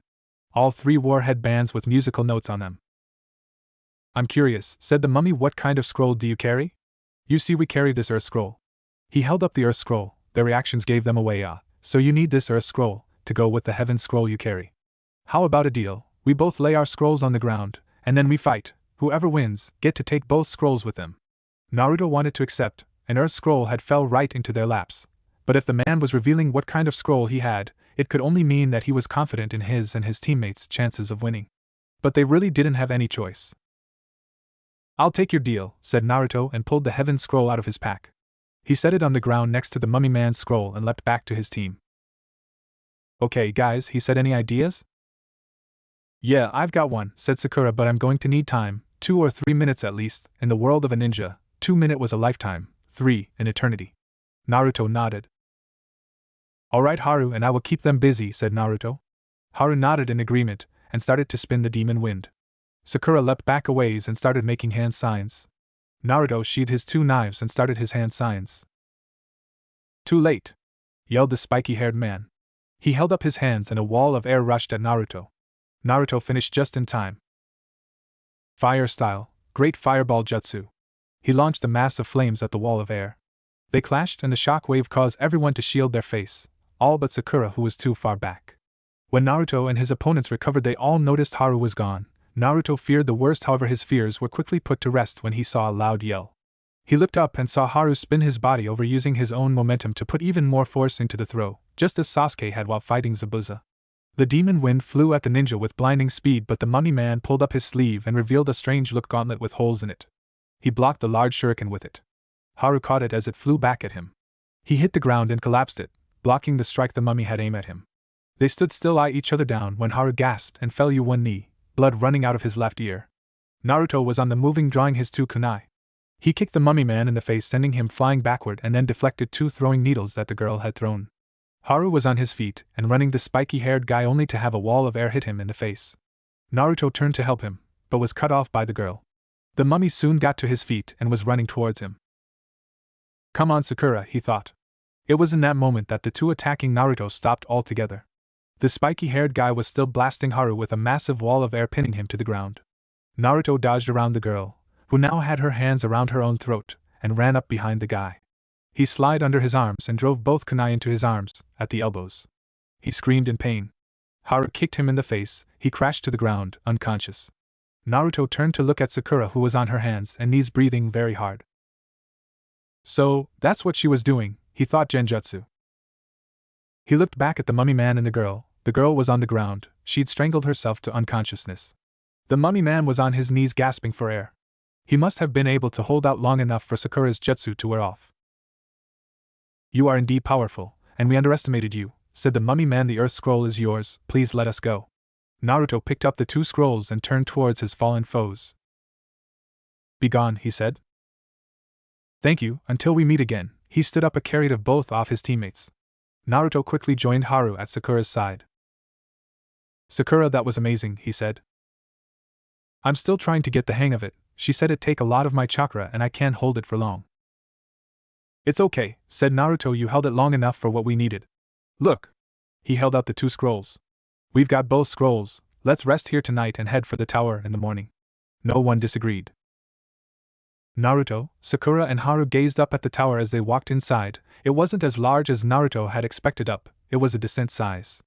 They stepped into the room labeled 13 and closed the door behind them. It had taken most of the day to reach the tower, so there were still 3 nights and 2 days until the test ended. They would be here for a while. They started searching the room, when Sakura found a large poster on the wall. After reading it, she turned to her 2 teammates. I think we have to open the scrolls now, she said. The other 2 looked at her curiously for a second before following her orders. Haru and Naruto each took a scroll and opened it. They started to smoke, so the 2 threw them away, drawing their weapons. When the smoke cleared, Iruka-sensei stood in front of them. Congratulations on passing the 2nd exam, he said. Iruka-sensei? Asked Naruto. That's right, said his old sensei. Why are you here? Asked Sakura. Well, I'm here to explain the exam, he said.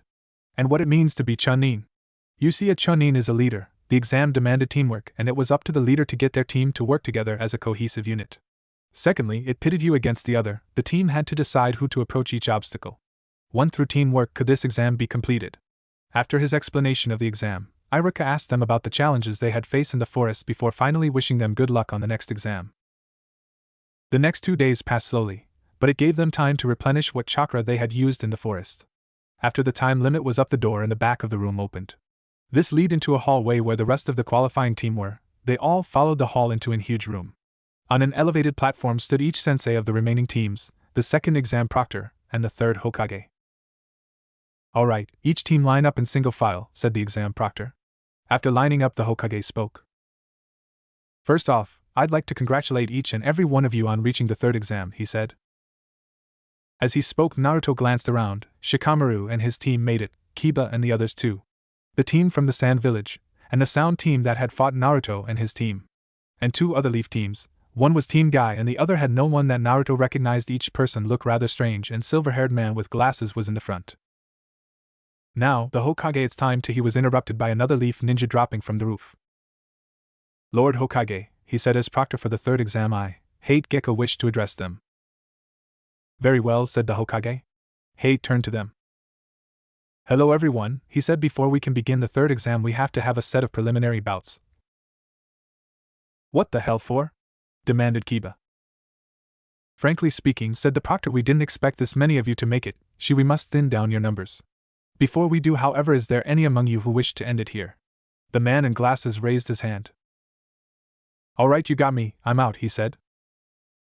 Kabuto Yaksher, said the 2nd exam proctor. Very well, said Hate, if that is it, then the prelims begin right now. A screen high in the wall began to randomly go through names.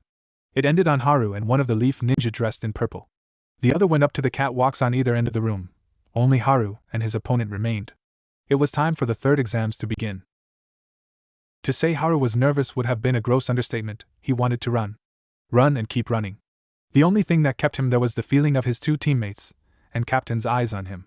He wanted to be strong, make them proud, but this guy looked unlike anything he'd ever fought. It was intimidating, and a little scary. Haru's legs were shaking, his palms were sweating, and he was getting hotter and hotter as he got more and more nervous. He glanced up at Naruto, whose face was blank and unreadable. Secret envy welled up inside him. He wished he could be cool and collected all the time. He shifted his gaze to Sakura, who looked a bit worried. Oddly enough, this caused Haru's envy of Naruto to grow. Sakura looked worried. Why couldn't Naruto worry about him? He turned back to look at his enemy. The black holes where he should have had eyes made him extremely uneasy. So he resorted to the only thing he knew. He dropped his gaze to the man's waist. Worry gripped at Naruto's heart as he watched Haru. He wasn't ready for this, Naruto knew that. Haru's close combat skills had improved during the 2 months he'd been with Sakura and Naruto, but not by much. He had the demon wind, so that would help a bit, but he still wasn't a very good fighter. This was going to be interesting. He watched as the two squared off, eyeing each other, waiting for the other to make a move. The black-eyed man's fingers twitched. Haru whipped the demon wind off his back, drawing and opening it up in a single move. He threw the large weapon at his opponent, and raced at him, drawing a kunai. Black Eyes ducked the spinning weapon and came up running. Haru snatched the blade out of the air as it arced and came back to him. Wielding the demon wind in his right hand and the kunai in his left, he clashed with his enemy. The man caught both of his wrists to stop his attack. Almost instantly Haru felt his energy levels drop. He jumped off his feet and planted them on the man's chest, pushing off. The man's grip on his wrist broke and he sailed 15 feet before landing on his back.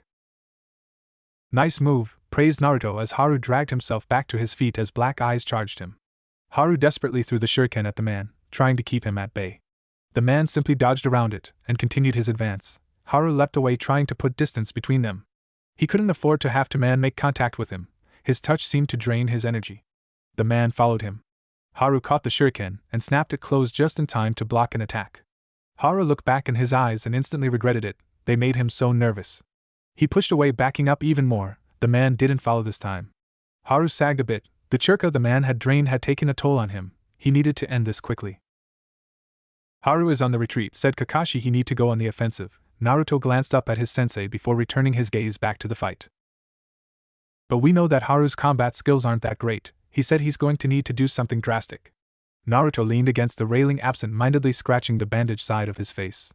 He hadn't had the chance to change them during the second test, and they were really dirty. But he couldn't do anything about it now. Haru was fighting and wasn't doing well at all. Haru threw the shuriken at the man again, trying to see if he could throw him off balance. Don't you have any other tricks? Asked the man as he leapt over it. Haru gritted his teeth.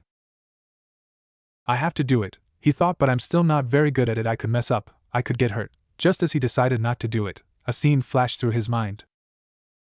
Flashback. Haru ran through the woods, the enemy ninja hot on his trail. This was not good. He could get away. His toe caught a rock and with a cry of pain he fell to the ground. He turned over and gazed at the ninja in fear as they stood over him, weapons gleaming in the subtle sunlight that crept through the trees. One of them carried a long polearm with a crescent blade draped over his shoulder. Haru watched him raise it over his head and closed his eyes, waiting for the end. He was met with a grunt of pain. Snapping his eyes back open, he saw a person standing in front of him in a blood-red shirt and shaggy blonde hair. Naruto? He said, stunned. What are you doing here? Naruto turned to look over his shoulder. In his eye Haru saw a look of disgust. Drawing his two kunai, Naruto charged directly at the men. In 30 seconds the men were on the ground, of them dead, or quickly approaching it. Naruto cleaned his blades on the clothing and sheathed them before turning to Haru and helping him up. Why are you here? Asked Haru. Naruto said nothing, he was just staring into the sky. What if you got hurt? What if they had taken you prisoner? What if? As ninja, we are not allowed the luxury of what if. Naruto cut across him. Haru fell silent. Do not say that phrase again, all it will do is cause you to hesitate. If you hesitate on a mission, someone's going to end up dead.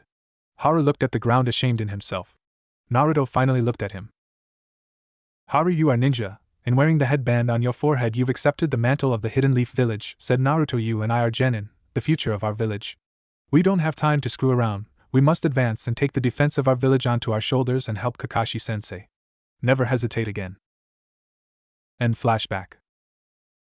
It didn't take a genius to know that Naruto had been thinking about the time he'd hesitated while fighting Haku with Sasuke. Haru's resolve hardened. No! He thought, no dwelling on what might happen. He sheathed the kunai and caught the demon wind. Then threw it with all his might. It arced high into the air, too high. While everyone, including his opponent, watched the shuriken, Naruto and Kakashi watched Haru flash through hand signs. Then he sank into the ground. Earth type, huh? Said Kakashi. The black-eyed man watched the demon wind fly high over his head before turning back to Haru, a jeer on his lips. It died on his tongue, however, when he saw the young man was gone. Then, to everyone's disbelief, 10 Harus raised out the ground. Earth clones, said Naruto to Sakura when she gave him a look of confusion.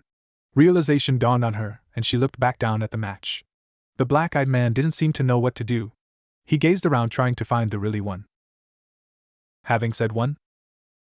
Some, said another one. Trouble? said a third, but they said it in such quick succession it came out having some trouble? Naruto watched as the clones converged on the man, all wielding kunai. There was a massive dust cloud as the man destroyed some of them, but when it all cleared, Haru stood triumphant. Hate walked over and knelt next to the man and checked him. "The winner is Haru Muri," he said. "Woohoo!" yelled Sakura. Naruto nodded in approval as Haru looked up at them. He soon joined them on the catwalk, looking tired but happy. Naruto turned to face him, a small smile playing on his lips. He stuck out his hand. Haru let out a small gasp before taking Naruto's hand in a handshake. They heard the board on the wall start to cycle through names again. They all turned to look at it. It ended on Zaku of the Sound Village and Shino Aburame. The two leapt to the floor. The guy Zaku looked up at Naruto and gave him a glare. His arms were in a sling. How does he plan to fight with his arms in a sling? Thought Haru aloud. Well, said Zaku, it looks like I've got a little movement in this one. He pulled his left arm out of the sling and pointed it at Shino. Shino didn't so much as draw his hands out of his jacket pockets. Without warning, Zaku blasted a huge sound wave at Shino. When the dust cleared, Shino stood tall, bugs covering his entire body. Ugh, gross, said Sakura. What is he? In the village hidden in a leaf there is a clan of bug masters, said Kakashi the Aburame. When one of them is born, they enter a secret pact with the insects. He provides them with a nest and food, and in return they fight for him. A nest and food? Asked Haru. What do you mean? He gulped, having a good idea what Kakashi was talking about. His body and his chakra, said Kakashi. Though he did show it, Naruto wanted to throw up. The thought made him nauseous. The insects flowed off Shino and swarmed Zaku. Naruto turned away and leaned on the rail, crossing his arms over his chest. It's over, he said. No sooner than he finished, Zaku let out a terrible scream as the bugs swarmed over him, devouring his chakra. That was so gross, said Sakura. Naruto gazed around and saw that was the general belief. Zaku was carted off by the medical corps. After a brief intermission, the board started cycling names again. It ended on the shinobi and the stupid cat-eared hood from the Sand Village and Haru's opponent's teammate. The Sand Ninja, Kankuro, took the large thing wrapped in bandages off his back, holding it out to his side. His opponent attacked him and threw a single punch which Kankuro easily blocked. Then the guy's arm snaked up Kankuro's. In no time at all the man had his limbs wrapped around Kankuro with one arm wrapped around his neck. Oh man, said Sakura, first a human bug hive, now this. Naruto could help but agree with her. There was a loud crack and Naruto knew Kankuro's neck had just been broke. Hate took a step forward like he was going to stop fight. Then Kankuro twitched, and head spun a 180. Haru made a wrenching sound. Then the thing Kankuro had dropped burst open, revealing a second Kankuro. The first Kankuro sprouted 4 more arms for a total of 6 and wrapped them tightly around his enemy. After a few seconds of struggling, the man gave and the match ended. Geez, muttered Naruto, one weirdo after another. The board stopped when the two names. Naruto glanced up at it. Not good, he thought. Ino and Sakura, despite what they said, the two still cared for each other. Sakura and Ino both seemed to have froze. They glanced at each other, seemed to hesitate, before the looks hardened. They joined each other on the ground, glaring at each other. All right, said Hate, you may begin. Sakura raced straight at Ino and threw a hard punch at her face. Ino dodged her head out of the way, but before she could counter, Sakura grabbed the back of her head and yanked it down, at the same time bringing her right knee up hard. Ino's head snapped back and she stumbled back, a look of shock on her face. Because Team 7 hadn't spent a lot of time around the rest of the rookies, Sakura's growth was wildly and unknown. So the look of shock on everyone's faces came as no surprise to Naruto as he glanced around, a small smirk on his face and a feeling of pride in his chest. Sakura kicked Ino hard in the gut. Ino backed up, clutching at her stomach. How? She gasped out. How did you get so strong? Sakura smirked. How? It's called hard work, Ino. After the land of the waves, my total inability to do anything at all spurred me to get stronger, so that the next time we face an enemy I'll be a help, not a liability. With that she started hand signs. Though no one but Kakashi knew it, Sakura was a power genjutsu type ninja with a water affinity. Because of her great chakra control, she could cast water jutsu even if there was no water around by simply turning her chakra in the water for the jutsu. However, it was significantly weaker than if she used nature's water. Her chakra still got the job done though. Water style, water bullets. She held her hands open towards Ino and launched massive bullets of water at Ino, 20 in rapid succession. Ino dropped to one knee. Sakura stood over her, a kunai in her hand. Okay, Sakura, she said, I give you win. Naruto gave a small fist pump by his hip. The gesture was missed by all but Kakashi. Naruto glanced at the rest of the rookies. They all had looks of amazement on their faces. It didn't surprise him. Ino was widely considered to be one of the best female ninja in their age group. However, Sakura had beaten her with minimal effort. Sakura held her hand out to Ino and helped her up. The two watched each other for a minute. Sakura gave her a smile, a real smile. "Just hang in there, Ino," she said. "If I can do it, so can you." Together they climbed the stairs and joined the rest of the Leaf Genin. Ino left to join her team and Sakura joined Naruto and Haru. "Well, 2 out of 3, said Kakashi. "Will go for a sweep, be ready, Naruto." They all gave him a small smile. "Right," he said. Suddenly Sakura slumped against the wall and slid down it to the ground. Naruto knelt next to her. "You okay?" he asked in a quiet voice. Sakura gave him a reassuring smile. "I'm okay," she said. "The chakra I used for the genjutsu in the forest hadn't fully replenished when I used the water jutsu. I'm just tired." She gave him another tired smile, touched by his concern.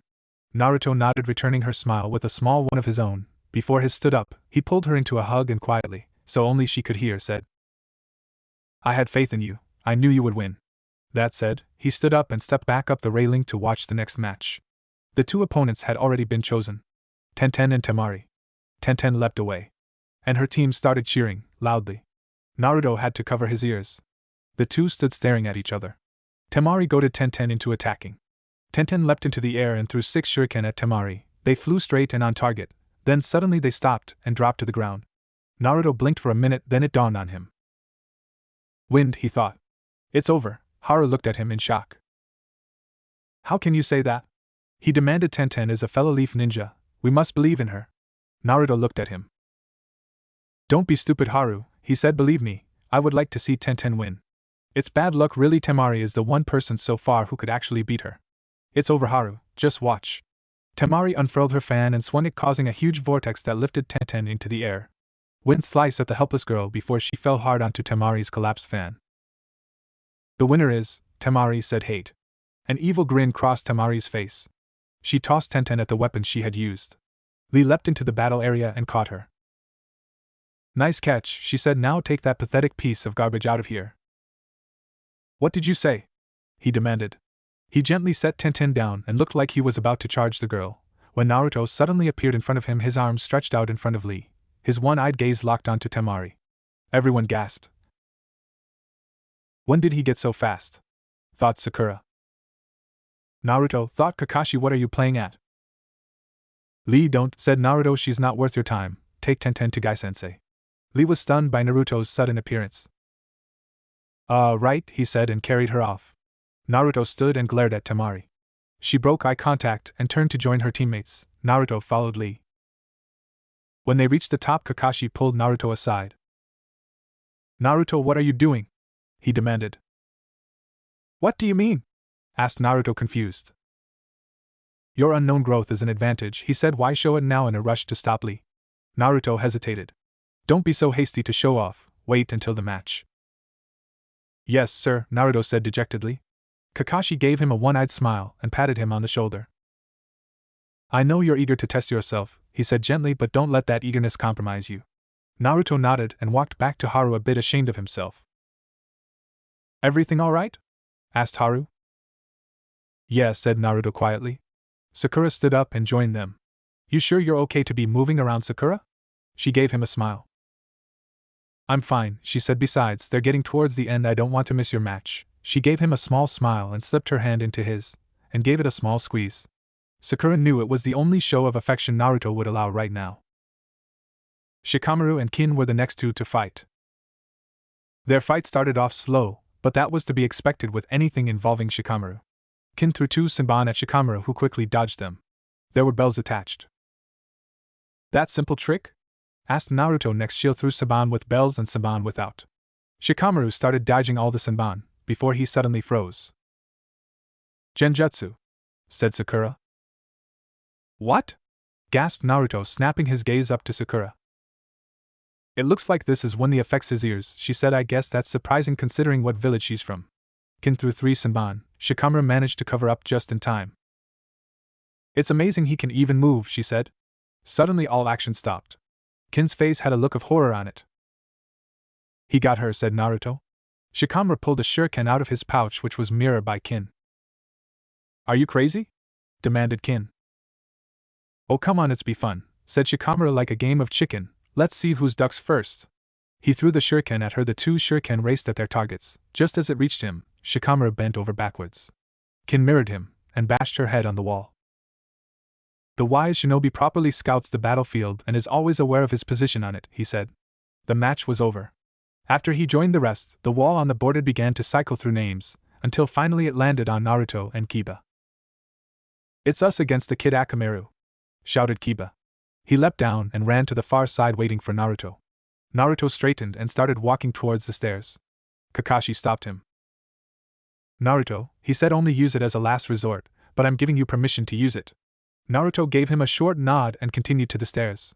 As he left, Sakura was giving Kakashi an uneasy look. All around them were words of pity for Naruto. Oh man, Naruto doesn't have a chance, said Ino. Kiba is so lucky, said Choji. And Kurenai looked pretty smug, like the match was already over. Don't worry, Sakura, he smiled. You ready, Naruto and I haven't just been goofing off the last 6 months. Haru was glancing back and forth between them, confused. He had faith in you, both of you. Now have faith in him.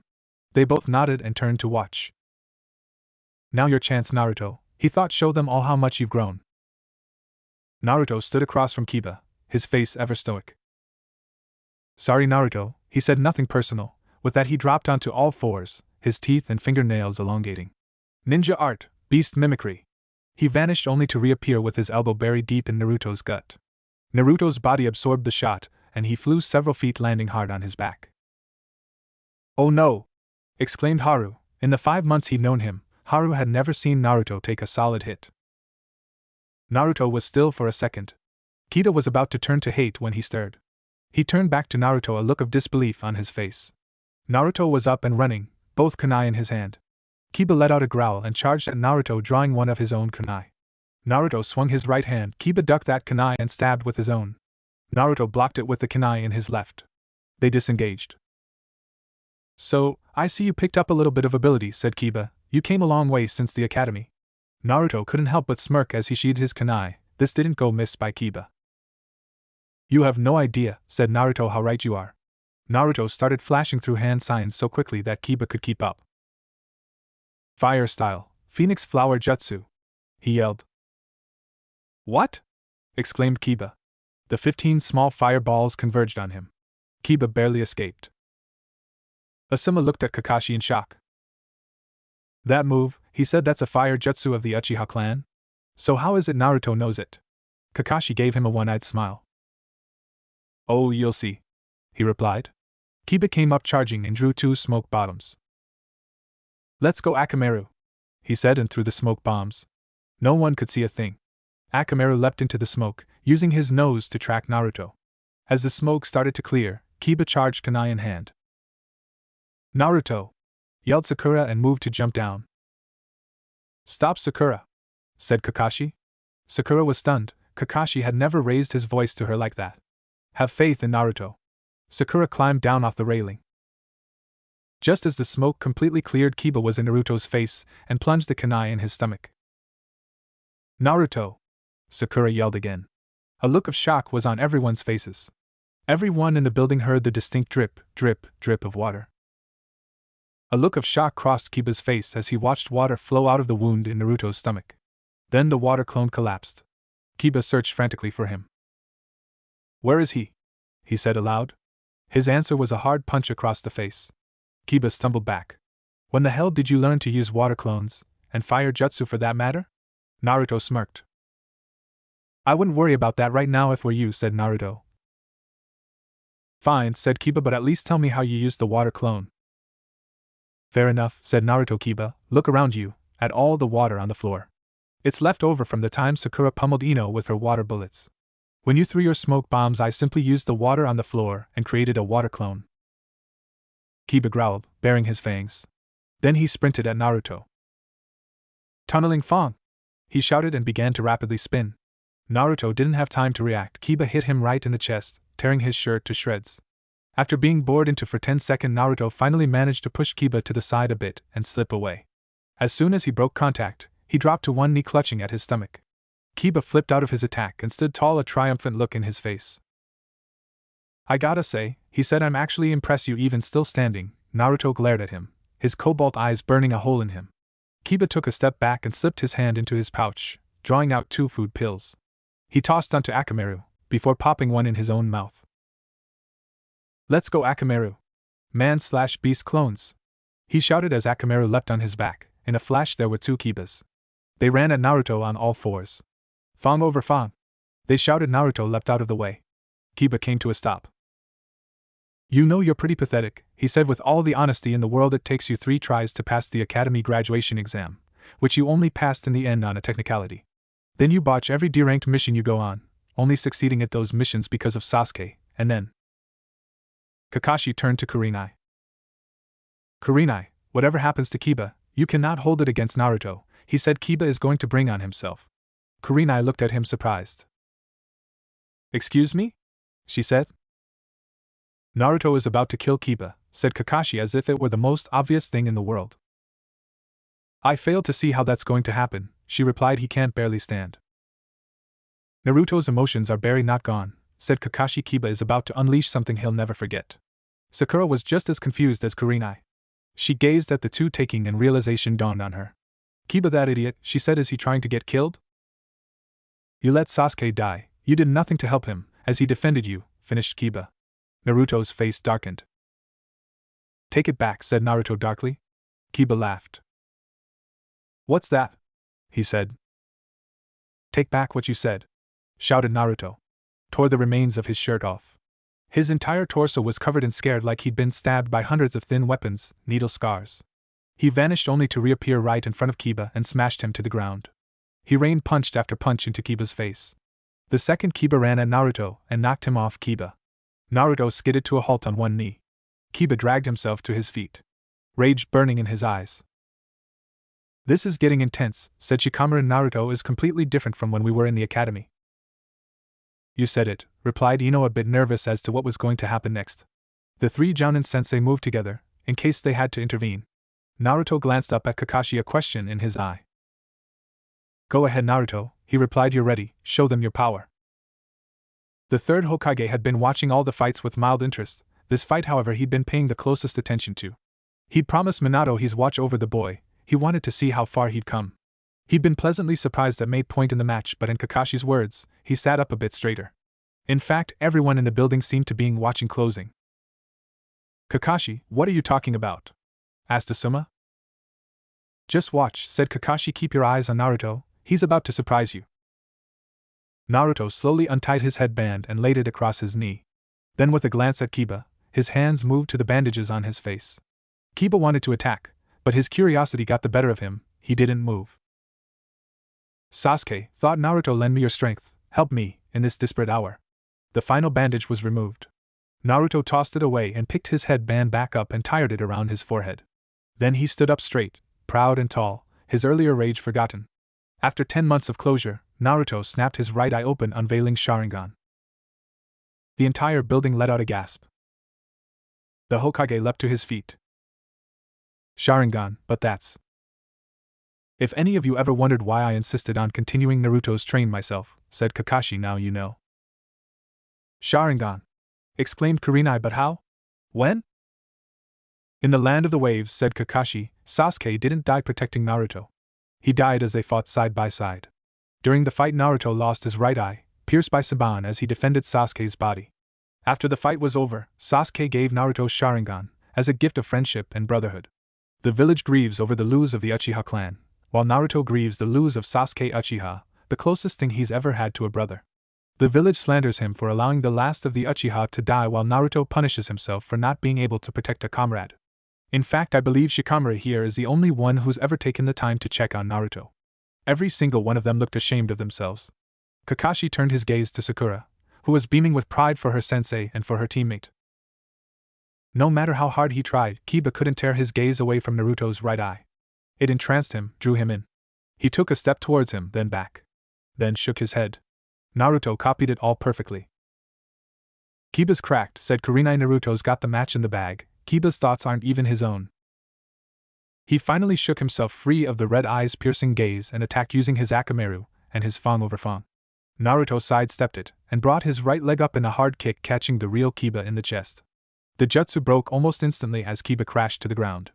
Naruto calmly settled over Kiba and put a kunai to his throat. Akamaru had no choice but to back down. Hate leapt to Kiba and Naruto, checking Kiba for vital signs. Because his opponent is unable to continue, the winner in Naruto Uzumaki, said Hate. Haru, Sakura, and Lee all burst into cheers. Naruto stood up.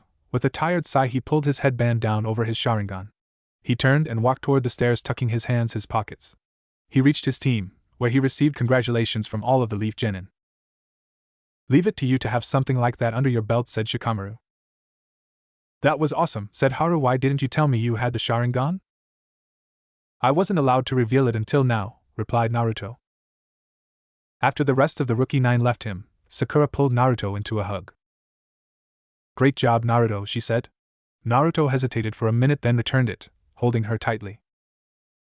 Very good, Naruto, said Kakashi. Using the hypnotic eye to make Kiba think he wanted to use Fang over Fang, even tricked him into being on the left where he'd be open. Naruto smirked. Thanks, he said. Here, said Kakashi, pulling off his Jounin vest and draping it over his shoulders. Wear this until we can get you a shirt. Thanks again, said Naruto, slipping his arms through it and zipping it up. The next two opponents were Hinata and Niji Hyuga. They stood across from each other. Hinata looked terrified, scared like she wanted run. Then she took a quick glance at Naruto. Her resolve seemed to harden. They both took the same stance. Of course, said Lee, the Hyuga style, that is why their stances are the same. They are both from the Hyuga clan. The two charged each other, striking hard with chakra bursts from each of the strikes. Naruto pulled the headband from his Sharingan. It's amazing, he said. They released sharp bursts of chakra, driving them into their opponent's body. Niji finally landed a blow on her throat, causing her to back up, clutching at her chest. The resolve drained from her face for a split second before returning. She charged him again, taking a hard shot right to the heart. Damn it, said Naruto. She fought a good fight, but it's over. He pulled the headband over the Sharingan. Then a gasp escaped his lips. She was getting back up. No, no, no, he said. Stay down, don't do anything crazy. She dragged herself to her feet. Niji let out a cry of rage and charged. In a flash, Naruto disappeared, only to reappear right in front of Niji. The fight is over, Niji, he said.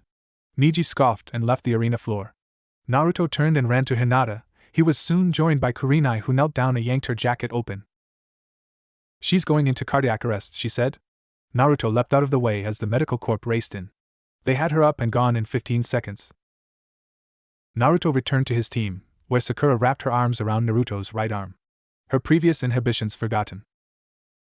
The board on the wall scanned through names and came to a stop on Rock Lee and Choji. Lee jumped to the ground and waited for Choji to reach him. Once he did, Lee gave him a deep bow. It is an honor to face a fellow ninja of the Hidden Leaf Village, he said. That said, he took his headband off his waist and tied it around his forehead. You know, said Naruto, I'm liking this Lee guy more and more. Sakura smiled. It was so nice to see Naruto opening up. He was smiling a bit more, not big smile up smiles, nonetheless. The fight between Lee and Choji was pretty lame, really. Choji tried to use his human boulder jutsu, which Lee stopped with him with a hard kick. Choji deflated. He was tired and a little scared. He charged Lee. Lee kicked him once, sending him flying, and the match ended. Was all Naruto could say. Lee helped Choji up and carried him to the catwalk with the rest. My apologies, he said. I didn't mean to embarrass you. No, that's okay, said Choji. Either once of us held Bud, and you were the victor. No need to apologize for that. Naruto couldn't help but smile. The last match was Dosu versus Gaara. Gaara stood across from Dosu with his arms crossed and the gourd on his back pouring sand. Sop, that's what's in that gourd, mumbled Naruto. It's sand. Dosu charged Naruto, pulling back his sleeve and revealing his weird glove. He punched at Gaara. The sand rose to Gaara's defense. Then it wrapped around Dosu's arm and covered his body. Sand coffin, said Gaara. Dosu struggled, trying to get free. Gaara raised his open hand, pointing the palm at Dosu. Sand burial. The sand crushed Dosu. Sakura turned away, hiding her face in Naruto's chest. The sand retreated back into the gourd. There was no sign of Dosu at all. Gaara left the battlefield. All right, and with that the third test preliminaries are complete, said Hate. Can I get all the victors in a single file line in front of me? After they did as they were asked, the Hokage addressed them. First off, congratulations for passing the first round. He said the finals will be held in 1 month, so use that time to train and learn new techniques. I wish you all the best of luck. You are dismissed. Naruto turned to his team. We have 1 month, he said. You'll all be ready, said Kakashi, but it'll be a long road. Naruto's eyes slowly opened as he awoke. He rolled over and looked at the clock. It was 7 in the morning. He sat up and rubbed his eyes and stretched. Then he climbed out of bed and headed for the bathroom. Turning on the water, he climbed into the shower and let the hot liquid pour over his body, relaxing his sore muscles. He hadn't really enjoyed his shower the night before. He'd be too tired to do anything but get clean and get out. Now he let it loosen the tension in his body and soothe his aching muscles. As he stood under the shower, the battle with Kiba played over and over in his head.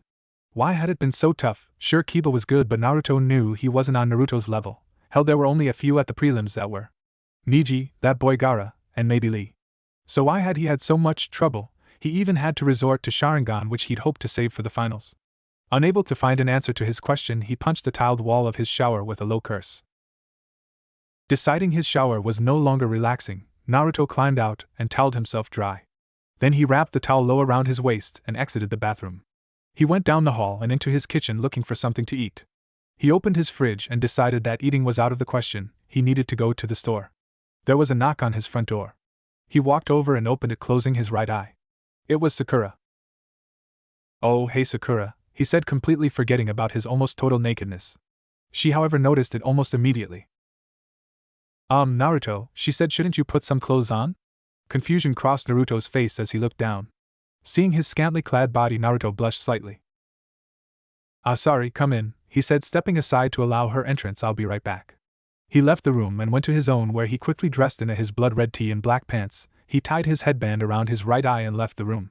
He walked back out in the living room to find Sakura sitting on his couch, patently waiting for him. It was then Naruto noticed the change. You got your hair cut, he said softly, sitting down next to her. She nodded. She said, you like it? She asked. Naruto could tell from the look on her face she wanted him to approve. Yeah, I do, he said honestly, it looks really nice. She smiled and put her head on his shoulder. You going to see him soon? She asked. He nodded. Deciding to push her luck a little, Sakura asked something she never asked before. Can I come? Naruto was quiet for a long time, so long in fact Sakura was about to withdraw her request when he spoke up. Yeah, I'd like that, and I think he would too, said Naruto. Sakura smiled. They soon got up and left, knowing the sooner Naruto visited him, the sooner Sakura could get him out and about. Sakura wrapped her arms around Naruto's and laid her head on his shoulder. They walked through the village, keeping to themselves, not paying any attention to the looks of interest they were getting. They weren't dating, though were sleeping with each other, they were simply best friends, and this was comfortable to them. Their journey took about half an hour, but when they arrived they stood at Sasuke's grave for quite a while. Finally Sakura sank to her knees and whispered to herself. Sasuke, thank you for all you did for me and Naruto, she said. I'm sorry I haven't visited sooner, but Naruto needed time alone with you, time to heal. He's getting there, Sasuke, as I'm sure you've seen. Please help him heal, help him let go the burden of guilt he's placed on his own shoulders. I know you bear him no animosity. I'm not sure how I do, but I do. He refuses to forgive himself, help him. Her prayer to Sasuke finished, she stood and returned to Naruto's side. Naruto was silent, reading the words on Sasuke's grave like he had 1,000,000 times before. The battle on the bridge played in his mind. What could he have done different? He could have stopped the Senbon. He could have stopped Haku quicker. If only he had trained harder, focused more on getting stronger and less on ramen, Sasuke would still be here. Sakura watched as Naruto's face grew more and more pained. She knew what he was doing, blaming himself again, coming up with all the things he could have done. She'd been around him enough to know when he was sinking into depression. Deciding to take another risk, she slipped her hand in his and laced their fingers together. She gave his hand a slight squeeze. He snapped out of his thoughts and looked at her, startled. She gave him a soft smile and started to pull him away. Naruto cast one last glance back at the headstone and followed her. He half expected her to release his hand once she got him away for the grave, but she didn't.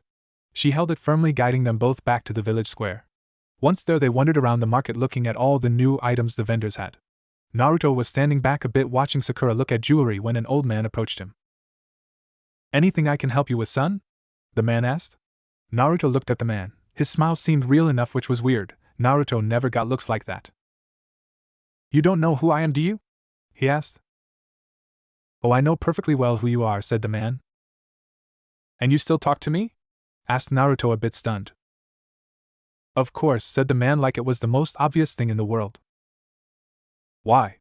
Asked Naruto, even more stunned. Young man, said the old man, I see you around the village quite a bit.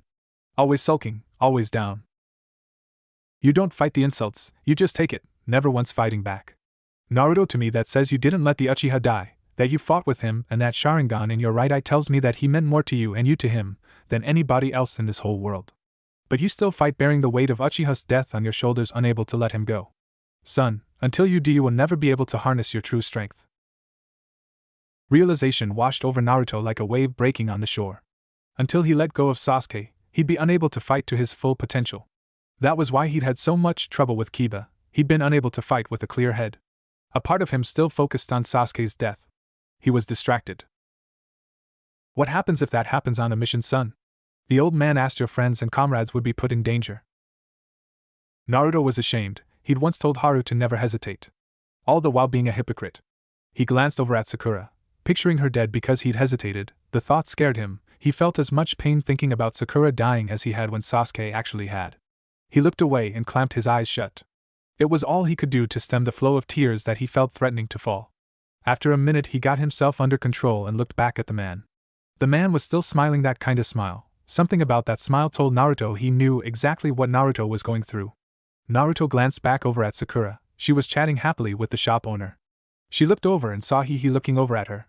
Her grin grew even wider. She excitedly waved him over. A small smile playing on his lips, he politely excused himself and walked over to Sakura. Look, she said. She was holding a picture in her hands. Naruto's face lit on with recognition. It was him and Sasuke as young children. He remembered the day. Sasuke has made a jab at him after class one day, and Naruto had gone to confront him about it. They ended up just standing side by side on the dock watching the sunset. Someone must have stumbled upon them and took the picture. Naruto's smile got a little larger as he took it out of her hands. Would you like me to be it for you? He asked. Confusion played across Sakura's face. I thought you might like to have it, she said. Naruto shook his head. It was time for him to start trying to let go of Sasuke. I have all I need, he said, pointing to the headband on his face.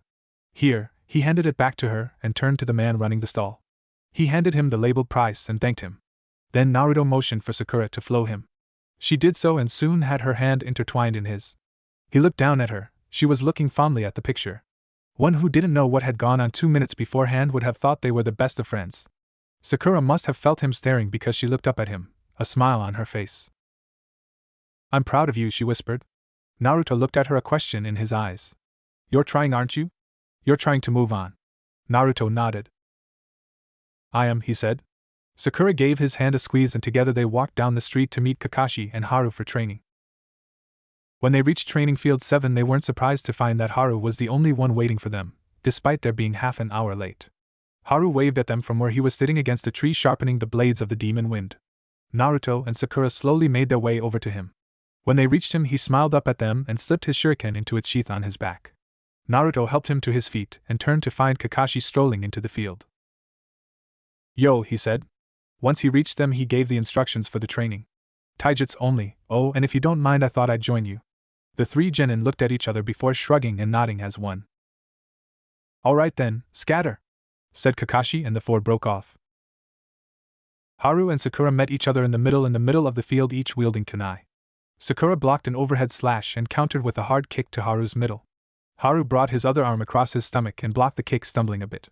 But Sakura was unable to capitalize on the opening because Naruto flew straight over Haru's head and launched a flurry of 3 kicks, the last one being an axe kick that drove Sakura to the ground hard. Naruto landed in a crouch and leaped straight into the air to avoid a kick from Haru. He flipped backwards, drawing his 2 kunai, and landed in a low crouch with both his arms held straight out to his side, the kunai held in reverse grips. Haru pulled the demon wind off his back and flipped it open. He threw it straight at Naruto, who vanished from sight and reappeared right in front of Haru. He put a foot on Haru's knee and brought his other leg up in a knee strike. Haru fell backwards right past Sakura, who was now up and charging, her kunai in hand. Naruto, unable to defend himself in midair, took a hard kick to the solar plexus. He hit the ground hard, gasping for breath. Sakura stood over him triumphantly. She brought her leg down in an axe kick, which Naruto avoided by rolling to his left and flipping to his feet. He stared at his 2 opponents, Sakura to his left, Haru to his right. They were locked in a standstill. It then that Kakashi chose to appear. Right in the middle. Naruto didn't even hesitate, he charged Kakashi sheathing his kunai.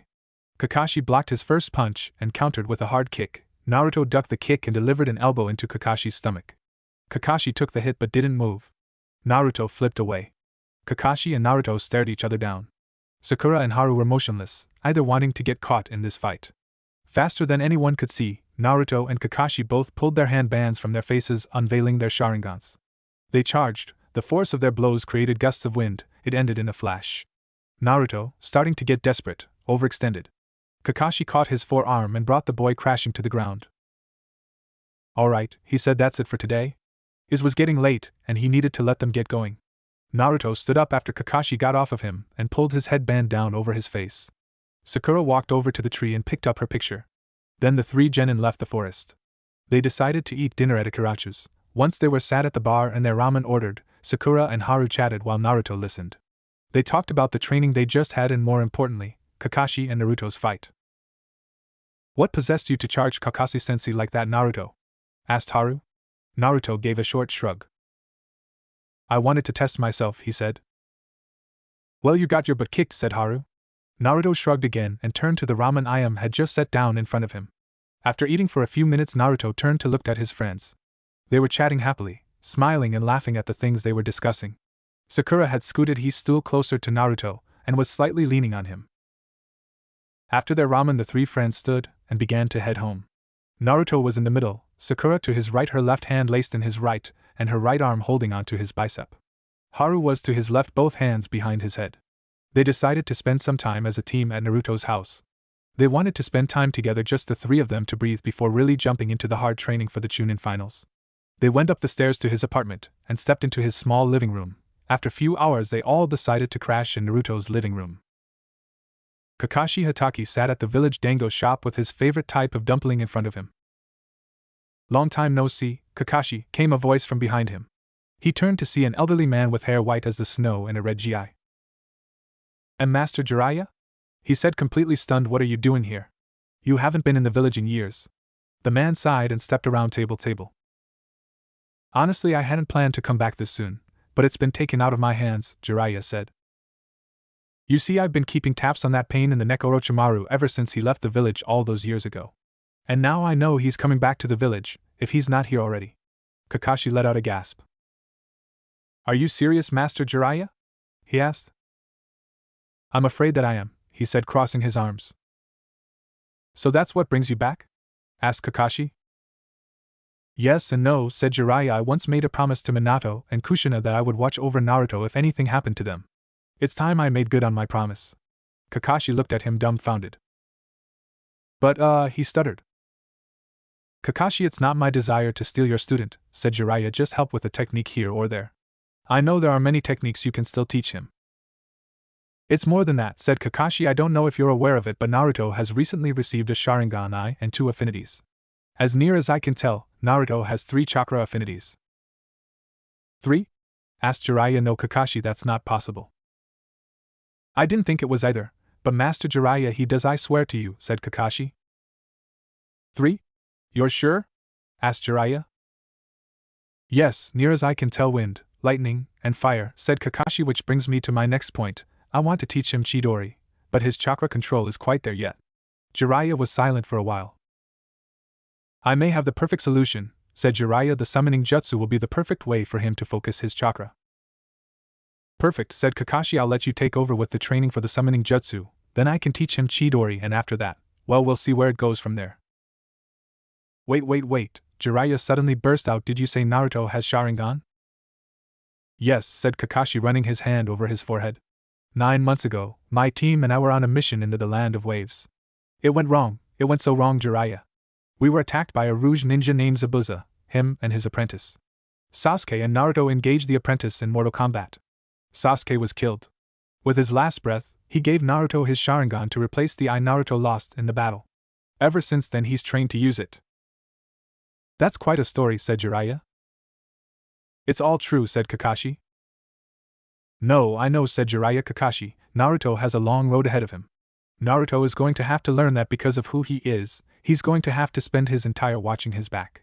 Kakashi ran a hand through his silver hair and let out a heavy sigh. I know, he said we'll just focus on his training for now. Good idea, said Jiraiya. We'll focus on the summoning jutsu for now and then we'll have to see what happens. Naruto woke up with a stiff neck. Sat up straight on his couch and stretched, trying to loosen his neck. He had spent the night on his couch and was now regretting it. He rubbed out his neck and walked toward the kitchen, being careful to step over Haru on the way there. After fishing a glass out of his cupboard, he filled it with water from his tap and downed it in 3 gulps. It did little for his neck, so he filled another glass and drank half of it. He walked out of the kitchen with the glass in hand just in time to find Haru stirring from his spot on the floor. Ah man, moaned Haru, what time is it? Naruto took a swig of water and looked at the clock. Just about noon, he said. Shit, said Haru, what time did we go to bed last night? I don't know, said Naruto, like 4 maybe. He took another swig of water and walked down the hall towards his bedroom. He inched the door open and peered in. What he found left him completely speechless. Sakura lay in his bed. She was on her back, her pink hair splayed out around her. Naruto leaned on the door frame, watching the gentle rise and fall of her chest as she slumbered. He took another sip of water, debating with himself whether or not to wake her. They had to meet Kakashi for training in 2 hours and Naruto knew she would want to go home first. Hey, whispered Haru from behind him, I'm gonna head home. I'll see you for training. Naruto nodded and turned back to his sleeping teammate. Steeling himself, he approached her bedside and gently sat down. He lightly shook her shoulder. Sakura, it's time to wake up, he said. His soft emerald eyes fluttered open. Na Naruto? She asked, slightly confused. Yes, he said, it's about time to get up, it's already noon. Oh, okay, she said. I'll leave you to get dressed, he said, standing up and leaving the room, grabbing a change of cloths on his way out. He changed in the bathroom. He put on a pair of black pants and a midnight blue tee. He exited the bathroom just as Sakura was leaving his room. She gave him a soft smile. Sleep well? He asked her. She nodded. You have a comfortable bed, she replied. He smiled. I'm glad, he said, we should swing by your place before going on to training. She nodded and together they left the apartment. They quickly made their way across the village, Sakura holding his right hand in her left, her right hand on his bicep. In time they made it to Sakura's house. You want to come in? She asked. He nodded and followed her inside. Oh, Naruto, said Aki as he stepped in. We haven't seen you around here for quite a while. Yeah, sorry about that, he said, I've been kinda busy. Oh, that's okay, replied Akio, I see you took your bandages off, but you still wear your headband over your eye. Are you still injured? No, you see, I actually have Sasuke's Sharingan in my right eye. He said I keep it covered because I can't deactivate it. Ah, I see, said Aki, a bit confused. Well, come and have some tea. We can't, Mom, said Sakura, we have to meet Kakashi-sensei for training. Oh, okay, fine, said Aki, just come back after. It's been too long since we saw Naruto. Sure, Mom, I will, said Sakura, and with that the 2 young ninja left the Haruno home. They were met with a very unfamiliar sight upon entering their usual training field. Not only was Haru there waiting for them, but Kakashi, and with him was an old white-haired man. Naruto, said Kakashi as they approached, you won't be training with the rest of the team, for now you're to go with Master Jiraiya. He's got a couple jutsu he wants to teach you. Okay? Said Naruto, raising an eyebrow and looking at the old man. The man in question gave him a goofy smile. Alright, said Jiraiya as he and Naruto stood next to the river. First I'll show you the jutsu I want you to learn. He quickly flashed through 5 signs before slamming his hand on the ground. Summoning jutsu! He shouted. There was a cloud of smoke, and as it cleared, Naruto saw the old man standing on a red toad with a green and red skull. Take the scroll. Naruto did as he was instructed and unrolled it on the ground. That scroll is a contract with the summoning toads, explained Jiraiya, passed down from earlier generations of ninja. Sign your name in your own blood and stamp the fingerprints of one hand on under it. Then build up your chakra and slam it on the ground where you want to perform the summoning. The signs are boar, dog, bird, monkey, sheep. Naruto let out a heavy sigh as he drew one of his kunai off his hip and sliced open his right thumb. He quickly wrote his name and stamped his right fingerprints on the scroll beneath his name. Good, now do it, said Jiraiya in a stern voice. Stealing his resolve, Naruto quickly flashed through the 5 signs and slammed his palm on the ground. Ninja art, summoning jutsu, he yelled. He disappeared in a cloud of smoke, only to reappear standing on a blue toad with yellow stripes running down his back. Amazing! Thought Jiraiya to summon a toad that size on his first try. No one's done that since Minato. This boy, with Sharingan and the right determination, he could easily surpass his father. What the hell? Exclaimed the toad. What are you doing over there, Jiraiya-sama?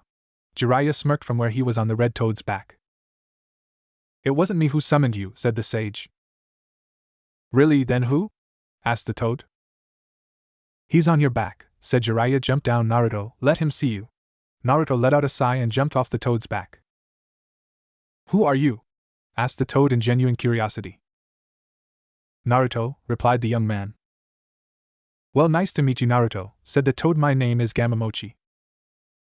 Nice to make your acquaintance, said Naruto.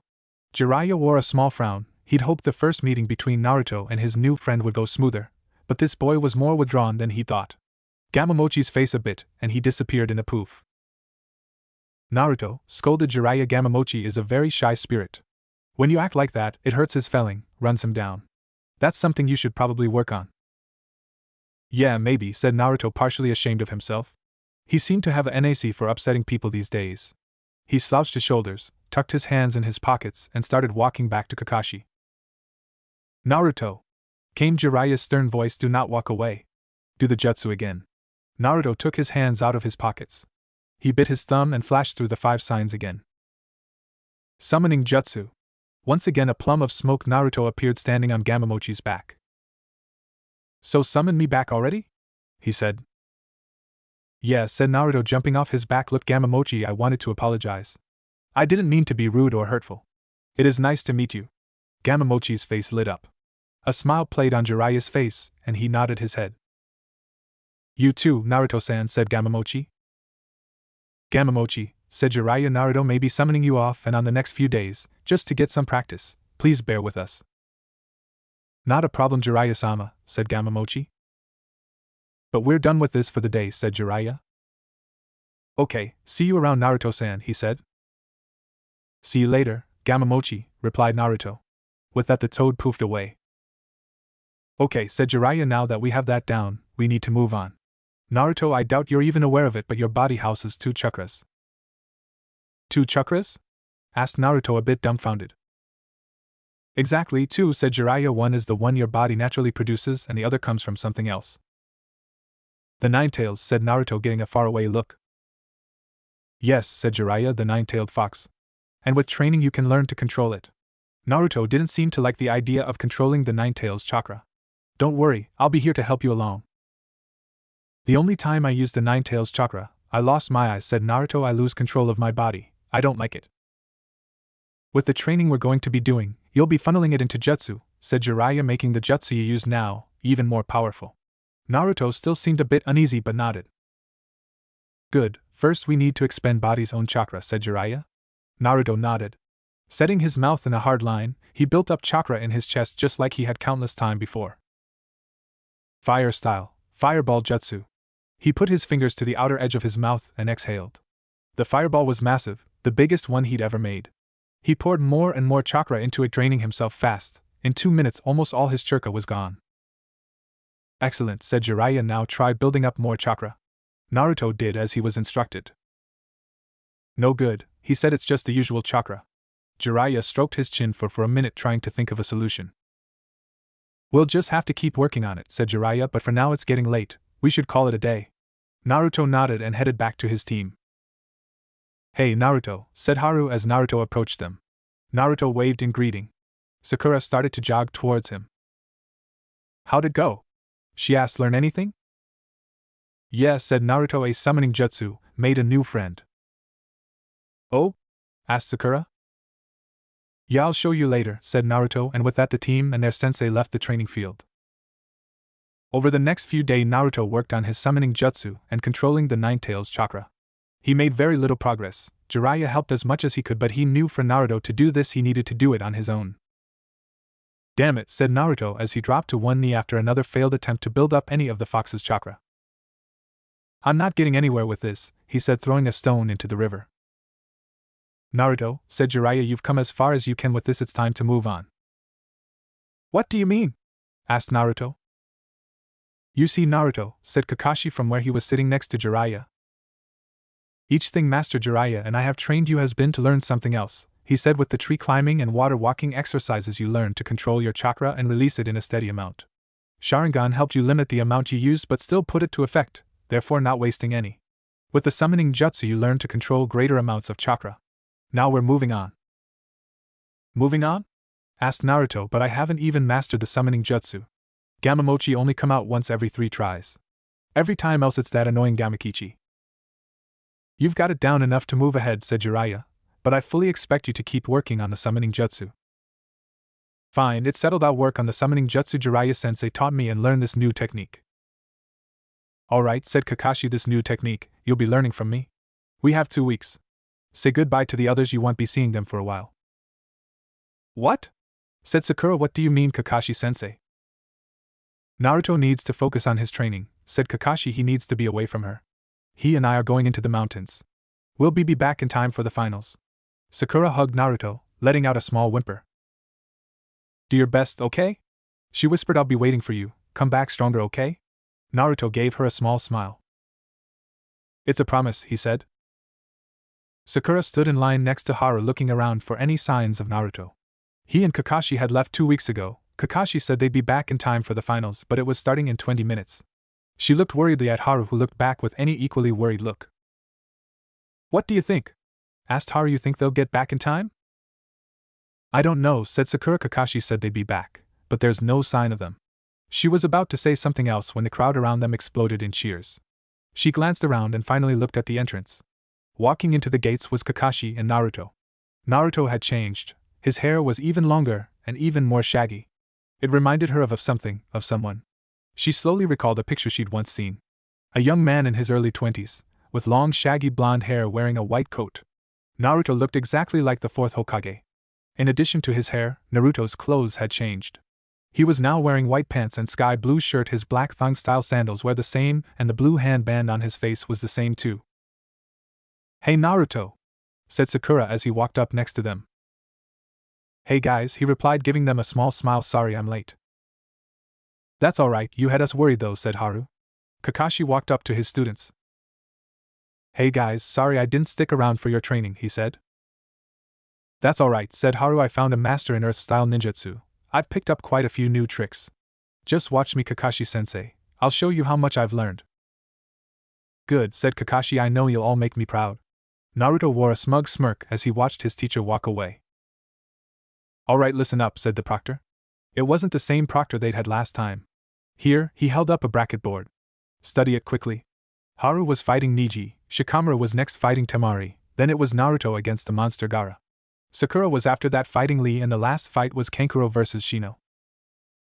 Oh no, Naruto, said Sakura. I'll be fine, he said. I was hoping for this. Besides, we all have new tricks we want to show Kakashi. Haru, I know you'll do your best. Haru steeled his face. Right, he said. While Haru and his opponent remained in the grounds, Naruto, Sakura and the rest of the finalists went into the stands to watch the fight. Naruto and Sakura sat with the rest of the 9 rookies. Sakura leaning against him and his arm around her. Naruto hadn't realized how much he'd misses her until the moment he laid his eyes on her walking into the arena. Haru stood across the arena glaring at Neji. This boy had tried to kill a comrade. Haru wasn't going to stand for that. Begin, said the proctor. Haru pulled the demon wind off his back and flipped it open. The 2 ninja charged each other. Naruto pulled his handband from his Sharingan. He watched as each of Neji's chakra-enhanced blows barely missed Haru or were blocked by the large shuriken in his hand. Haru flipped backwards as a strike passed over him by inches. He's okay, said Naruto. Neji hasn't hit him yet. Sakura let out a sigh of relief as the 2 fought up and down the arena. He's gotten a lot better, pointed out Sakura. He has, said Naruto, but all he can do right now is dodge. With Neji's ability to drive chakra into his body, if Haru take one direct hit, he's finished. Haru spun under an open palm strike for Neji and passed the shuriken in his hand across Neji's leg.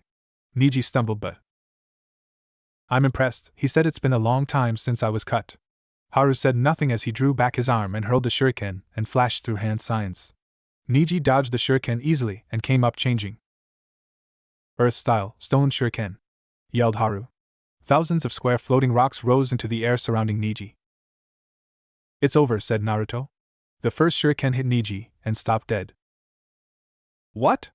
Exclaimed Naruto. Neji began to spin at a high speed, surrounding himself in a dome of chakra. What was that? He asked. Rotation, said Tenten to his left. Normally ninja can send bursts of chakra from certain point in their body. Their hands, feet mostly. Niji, however, can expel chakra from all over his body. Then he spins at a high speed, making any attack launched against him rendered completely useless. Haru's going to have a tough time getting through that, said Sakura. Remember what Kakashi-sensei says, said Naruto. Even though we're not on the battlefield with him, our teamwork will make him stronger. Have faith in each other, and we will grow stronger as a team and as individuals.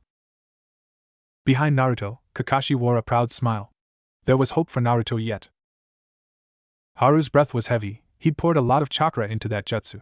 It was his second best technique. He was sure he had Niji. Niji's smirk widened. Did you seriously think it would be that easy? He taunted. Haru snatched the demon wind out of the air as it returned, collapsed it, and sheathed it. He glared into Niji's eyes, the veins surrounding them engorged due to the massive amounts of chakra being pumped through them. Face it, said Niji, your fate has already been decided. It was your destiny to lose today. It was decided the very moment I became your opponent. I for one believe we make our own destiny, said Haru. Just accept it, said Niji, you're a failure. You always have been, and you always will be. You're wrong, said Haru. Enough, said Niji, this ends now. Niji raced at Haru, a buried and open-palmed strike right into the middle of Haru's chest. Haru hit the ground hard. He lay there for a minute before climbing back to his feet. Still think you can change your destiny? Said Niji. Fine, I'll show you exactly what happens to those who go against fate. Niji crouched in a low stance. Gentle fist art, 8 trigrams, 64 palms. He charged Haru and stuck him with 2 sharp strikes with his index and middle fingers. 2 palms. He hit his with 2 more 4 palms. 8 palms. 16 palms. 32 palms. 64 palms. Each strike hit Haru directly.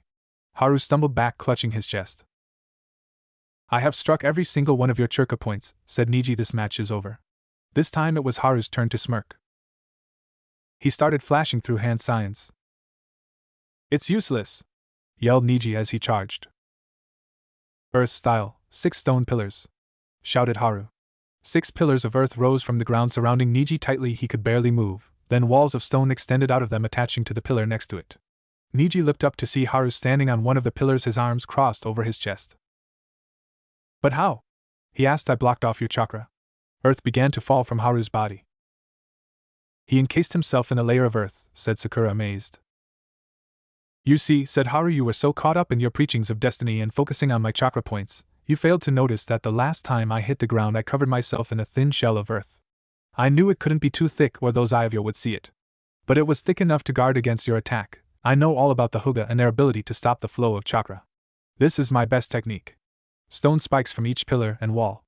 I can put a ceiling on this thing too. You so much as move a muscle, these spikes will impale you from 12 different angels. Admit it, you've lost.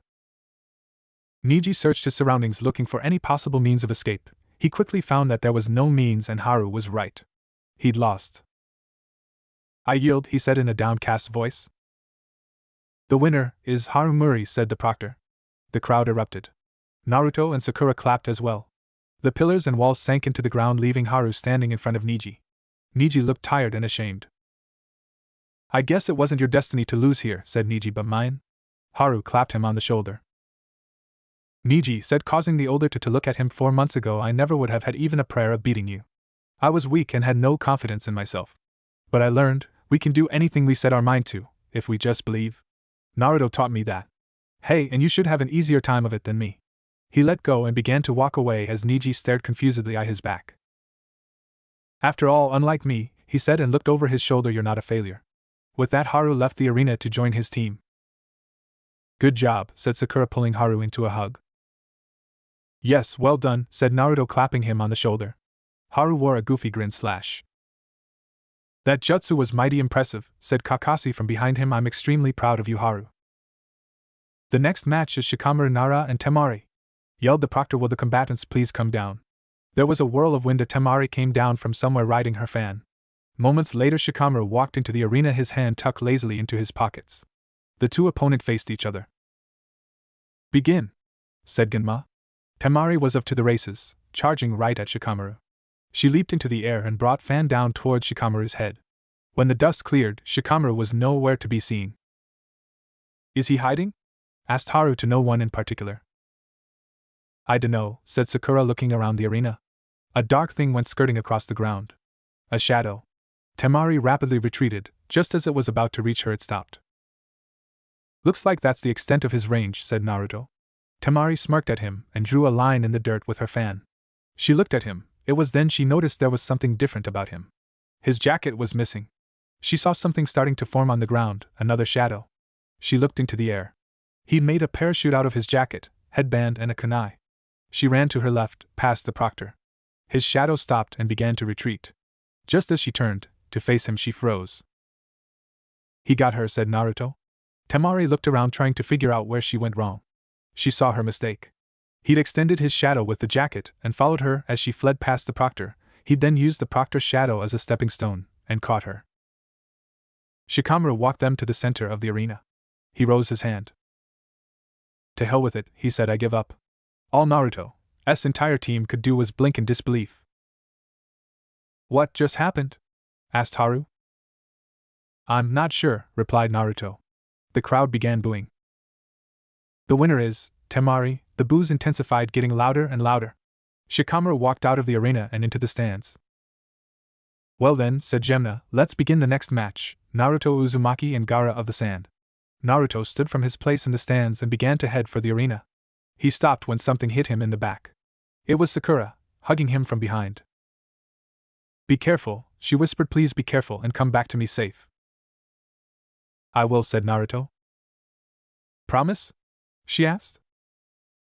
Promise, confirmed Naruto, and reluctantly she let him go. Naruto left the stands and walked into the arena. Gaara was already waiting for him. I have to say, I've been looking forward to this, said Naruto. I feel the same, said Gaara. When you're ready, begin, said Genma. Sand began to pour from the gourd, driving its way into the ground. I see, thought Naruto, he's using the sand to create more sand for the earth itself. Naruto pulled his headband from his eye, the Sharingan locked in on Gaara, watching his every move. Soon Gaara was surrounded by a cloud of the sand from the earth. His own chakra-infused sand slipped back into the gourd. Perfect. Naruto flashed through a familiar set of hand signs.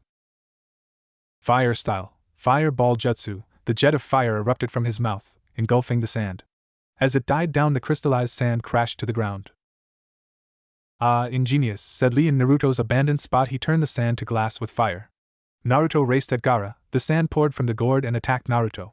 Naruto dodged through the clouds of shifting sand and delivered a hard right side kick to Gaara's chest.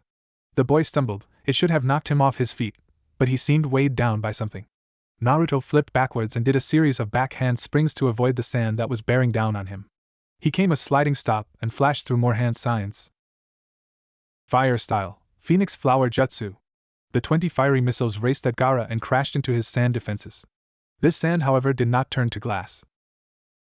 As I thought, that sand has so much of his chakra infused in it that it can't be turned to glass. He stood and ran at Gaara, hurling 8 shuriken at him before vanishing from view. He reappeared behind Gaara. The sand took kin of the shuriken. Gaara turned to face Naruto. Naruto delivered 8 punches in quick succession, each strike driving Gaara a bit further in the air. He ended the melee with a hard leaping spin kick that should have knocked him unconscious. Gaara hit the ground and was left back to his feet by his sand. When he looked back at Naruto, bit off his face seemed to be falling away. It was sand. I understand now. Naruto looked down at both his fists. His knuckles were bleeding. He encases himself in sand, like Haru did with the earth. That's why he seems so heavy. He got sand armor. Gaara went of the offensive. Clouds of sand streaked towards Naruto. Thanks to the Sharingan, Naruto was able to read and anticipate each attack. However, he was so busy dodging he couldn't attack. He crossed his fingers. Shadow Clone Jutsu. Another Naruto popped into existence and continued to dodge while the real Naruto vanished from sight. The sand finally pierced Naruto and the clone disappeared. Gaara let out a gasp of surprise. However, it was cut short when a hard kick collided with the side of his head. Gaara was knocked to the ground again. This time, when the sand rose him in the air, it began to encase him. Soon the sand formed a cocoon around him. Naruto looked at the cocoon for a minute. Then he charged. Spears of sand came from the cocoon, stopping Naruto short. He leaped away as they crashed into the ground. He landed on the spears and began to run up them. He drew his 2 kunai and stabbed the cocoon. It was hard as rock. Only one way around this, he thought, and leaped off the cocoon as more spears came from directly underneath him. He raced away from the cocoon and sprinted up the wall. Near the top he skidded to a halt. 3 hand signs: ox, rabbit, monkey.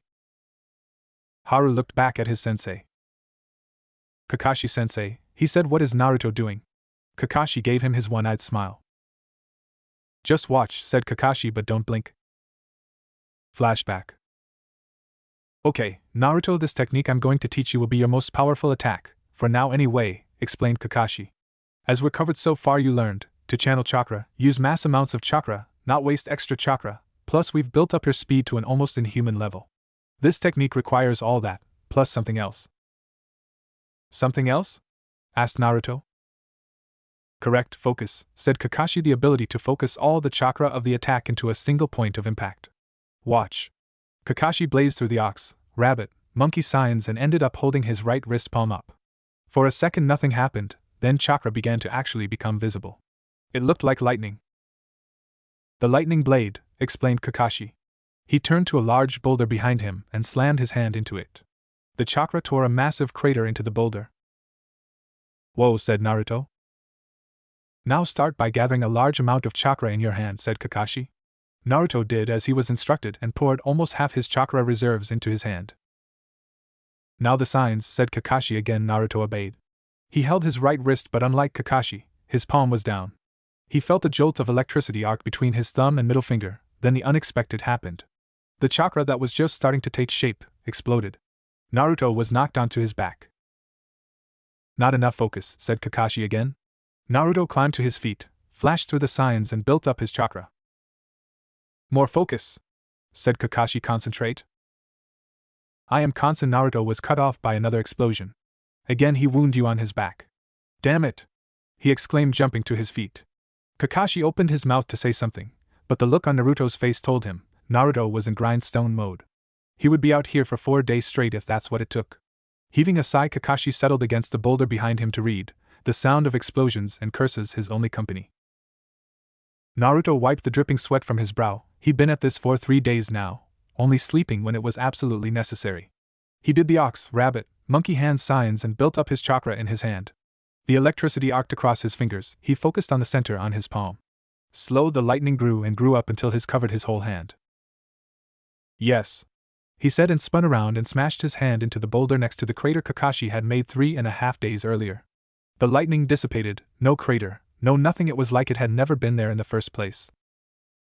What the? He stared at his hand, confused.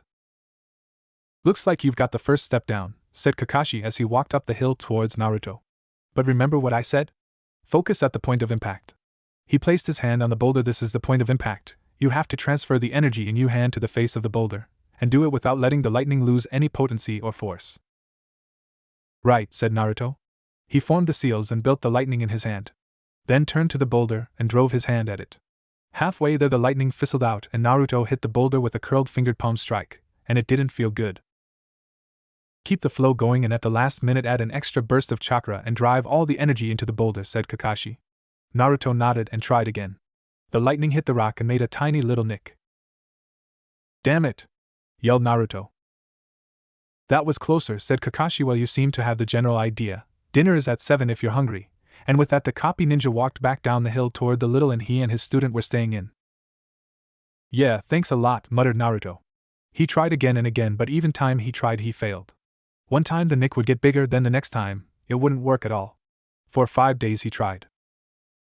Naruto sat on the ground gasping for breath. He was exhausted, more than exhausted. Sweat poured off his body, pooling on the ground. I need a bigger burst of chakra, he said aloud. That's all I need. He leaped to his feet. Ox, rabbit, monkey. The lightning built up in his hand. He raced at the boulder and drove his hand at it. A split second before his hand hit the boulder, I pictured a blot of lightning shooting down his arm and out his palm. The jutsu hit the boulder. The rock resisted for a second and exploded. Yes, exclaimed Naruto. Good, now let's keep working on it, said Kakashi. End flashback. He gripped his wrist, palm down. Nothing happened for a second, then the lightning began arcing, the chirping ensued. Wow, said Haru, he's never done that before. It's amazing, his chakra is visible, said Sakura, but what is it, and what is the weird noise? It's a jab, said Guy from next to Kakashi, but this jab is unlike any other. Naruto held his right arm out to his side and sprinted down the wall. It's the only weapon in Kakashi's arsenal he didn't copy from someone else, said Guy. Naruto hit the ground running, racing at Gaara's cocoon. It's a technique solely bases on the user's speed and ability to focus his chakra at the point of impact, explained Guy. When these two components, speed and focus, reach a certain level, the chakra becomes visible and give off the distinct noise you hear, like birds chirping. Naruto dodged through the sand spears, bringing his arm up in a cocked-like position. It is this sound that give the technique its name, said Guy. Naruto's hand hit the sand and drove through it. He hit something soft, driving partially through it. Chidori, said Guy. 1,000 birds, also known as lightning blade. Lightning blade? Questioned Haru. Why is that? It's got that name because Kakashi once used it to cut a bolt of lightning in half before it could touch the ground, answered Guy. The genin were speechless. Naruto gripped what he now knew was Gaara's shoulder. The sand began to pour away, revealing Gaara, his left shoulder torn to shreds. Damn, thought Naruto, I missed. He let go and leaped away when he saw the crazed look in Gaara's eye. Gaara's right hand gripped his left shoulder, and he pulled it away, looking at it in bewilderment. What is this? He mumbled, then realization seemed to hit him. Blood. It's my blood, he screamed. Naruto readied himself for an attack but faltered when he heard an explosion. He looked to his left where he knew the Hokage and Kazekage sat. The balcony was covered in smoke. Gaara's siblings and sensei joined him on the ground. Get Gaara out of here, said their sensei. The two obeyed immediately. Naruto faltered, unsure of what to do. He was joined by his own teacher and teammates, with Genma as well. Naruto, Haru, Sakura, said Kakashi, go after those three, stop them, kill them if you have to. But how? Asked Haru. We have no way of know which way they went. Kakashi pressed his kunai to his thumb. Summoning jutsu. He pulled his hand from the ground and there sat a pug-like dog. Pokken here will lead you. Right, said Naruto, lead the way, Pokken. You got it, replied the dog and leaped off the three genin hot on his heels. So you sand ninja broke the treaty, said Kakashi addressing the sand sensei, but I can't see the sand doing this on their own. Who's helping you? Or are you doing the helping? Don't know, said the sand sensei, and don't care, I already killed one of you. Figured I'd finish off the rest. So you're the one who killed Hate, said Kakashi. The former proctor's body had been found the night before on a rooftop in the eastern edge of the village. The punk you coughed all the time? Asked the sand ninja. Yeah, that was me. Then I think it's only fair, said Kakashi, forming the ox hand sign. I return the favor. Naruto stretched his body flat as he leaped between two tree branches following Kakashi's dog, Pakken. The miniature pug had led them at a breakneck pace in pursuit of Gaara and his siblings, the result being that they were closing in on the trio fast. It was probably due to the older two sand ninja being slowed by dragging Gaara along with them. Naruto looked to his left and right at Sakura and Haru. Haru's face was a bit pale, having come out of a fight with Niji. His chakra was down below half, so the discolor in his face was understandable. Sakura, on the other, was looking just fine, a bit red from the insane pace Naruto and Pakken was setting, but other than that she was looking fine. Naruto glanced at their canine companion. He had to admit the animal had impressed him. Its ability to pick up Gaara's scent so quickly and then move this fast was defiantly something that they could use in the future. Pakken, hollered Naruto, how close would you say we are? The small pug looked over his shoulder. We should catch up to them in roughly 5 minutes, the pug announced. You better get yourself ready however you need to. Naruto nodded the pug before glancing at each of his teammates. Sakura steeled her resolve. Haru closed his eyes, focusing on replenishing as much of his chakra as possible. Naruto, on the other hand, began gathering his own chakra in his right arm, fingertip to shoulder joint, just like Kakashi had taught him. The maneuver he was about to attempt could give the jump on their opponents they needed. He flashed through his hand signs: ox, rabbit, monkey. It was tougher than he thought, charging up Chidori and running through the canopy off the vast forest surrounding the village. He stumbled once, nearly falling to the forest floor, but his quick reflexes enabled him to catch a lower branch and hurtle back into the canopy. Naruto, are you okay? Asked Sakura. Fine, came his short response. It hurt him to be so short and blunt with Sakura, but he had to focus on charging his attack. Look sharp, guys, said Pakken, we're almost there. Naruto put all but a small amount of focus into charging his move. Finally, when they nearly caught the sand ninja, the telltale noise of his Chidori began. He heard Sakura's sharp gasp, causing him to look back at them. I'm going to launch a surprise attack with my Chidori, he told them, causing them look at him in concern. It's the only way we can throw them off balance. Think about it, you know it's true. The other two members of Team 7 couldn't argue with his logic. Naruto led the charge of the three into a large clearing where the sand shinobi were resting. Sakura and Haru remained in the shadow of the trees while Naruto leaped into the open, bearing down on the three wielding his Chidori. Flying through the air, Naruto zeroed in on Gaara and slammed the Chidori.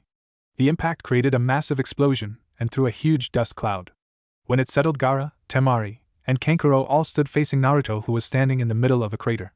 The three had managed to dodge it, barely. Well, well, said Kankuro in a condescending tone, if it isn't that kid with that crazy eye. Shut up, Kankuro, said Gaara as he drew himself to full height. The wound in his shoulder was still bleeding, but he seemed to have gained most of his strength back. Sure, Gaara, said Kankuro. But really, kid, what do you intend to do, fight all three of us alone? Asked Temari. As soon as she finished her sentence, Sakura and Haru appeared on either side of Naruto. We'll leave Gaara to you, Naruto, said Haru. We'll handle the other two. Oh, really, you're gonna handle us? Asked Kankuro. We'll see about that. The four shinobi leaped into the air, leaving Naruto and Gaara to square off against one another. The two shinobi stared at each other, Gaara crazed eyes boring into Naruto's mixed-matched eyes. Normally no one would dare meet the gaze of Sharingan. Gaara, however, was so far gone, Naruto's hypnotic eye had no effect on the crazed sand ninja. So you choose to face me? Said Gaara in a low tone. I will stop you, said Naruto. I don't care if you do act like a demon, I have the real thing inside of me. A demon inside of you, huh? Asked Gaara. My demon is as real as yours is, and even now that demon seeks blood, it compels me, it cared for me when the rest of my village pushed me away. I was to be the Sand Village's ultimate weapon, and so when I was still in my mother womb my unborn self was fused with the Sand Sprite Shikaku.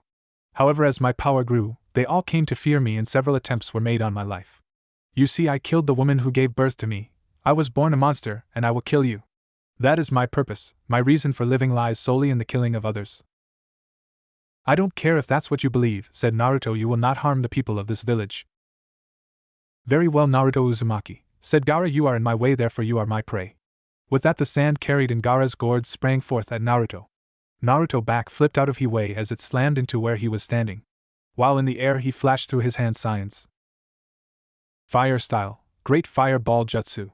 The massive fireball was the size of a small house and engulfed Gaara, setting the field ablaze. He landed and quickly pulled his kunai off his hips. As the large fireball dissipated, Gaara stood in the center, but he changed. His right arm had become a massive sword of claw. He'd used it as a shield and protected himself from Naruto's attack. Naruto wasted no time in charging his opponent. Gaara attacked with his massive arm, driving Naruto several feet back, where he rolled across the ground several times. He came with more hand signs. Fire style, Phoenix Flower Jutsu. The 15-minute fireballs raced at Gaara, hiding him from all angles. Gaara again blocked with his arm. Damn it, he thought jutsu of this level aren't working, I'm gonna have to hit him with Chidori, but... Flashback. Naruto gasped and panted as her stared at the rock in front of him, filed with 3 small craters. Not bad, praised Kakashi. Looks like with all your other jutsu you can still use the Chidori 3 times. Naruto looked at the rock and glared. Hey, don't get like that, said Kakashi. It's only because the rest of your chakra is suppressing the influence of the 9 tails, and as you get stronger you'll be able to use it even more.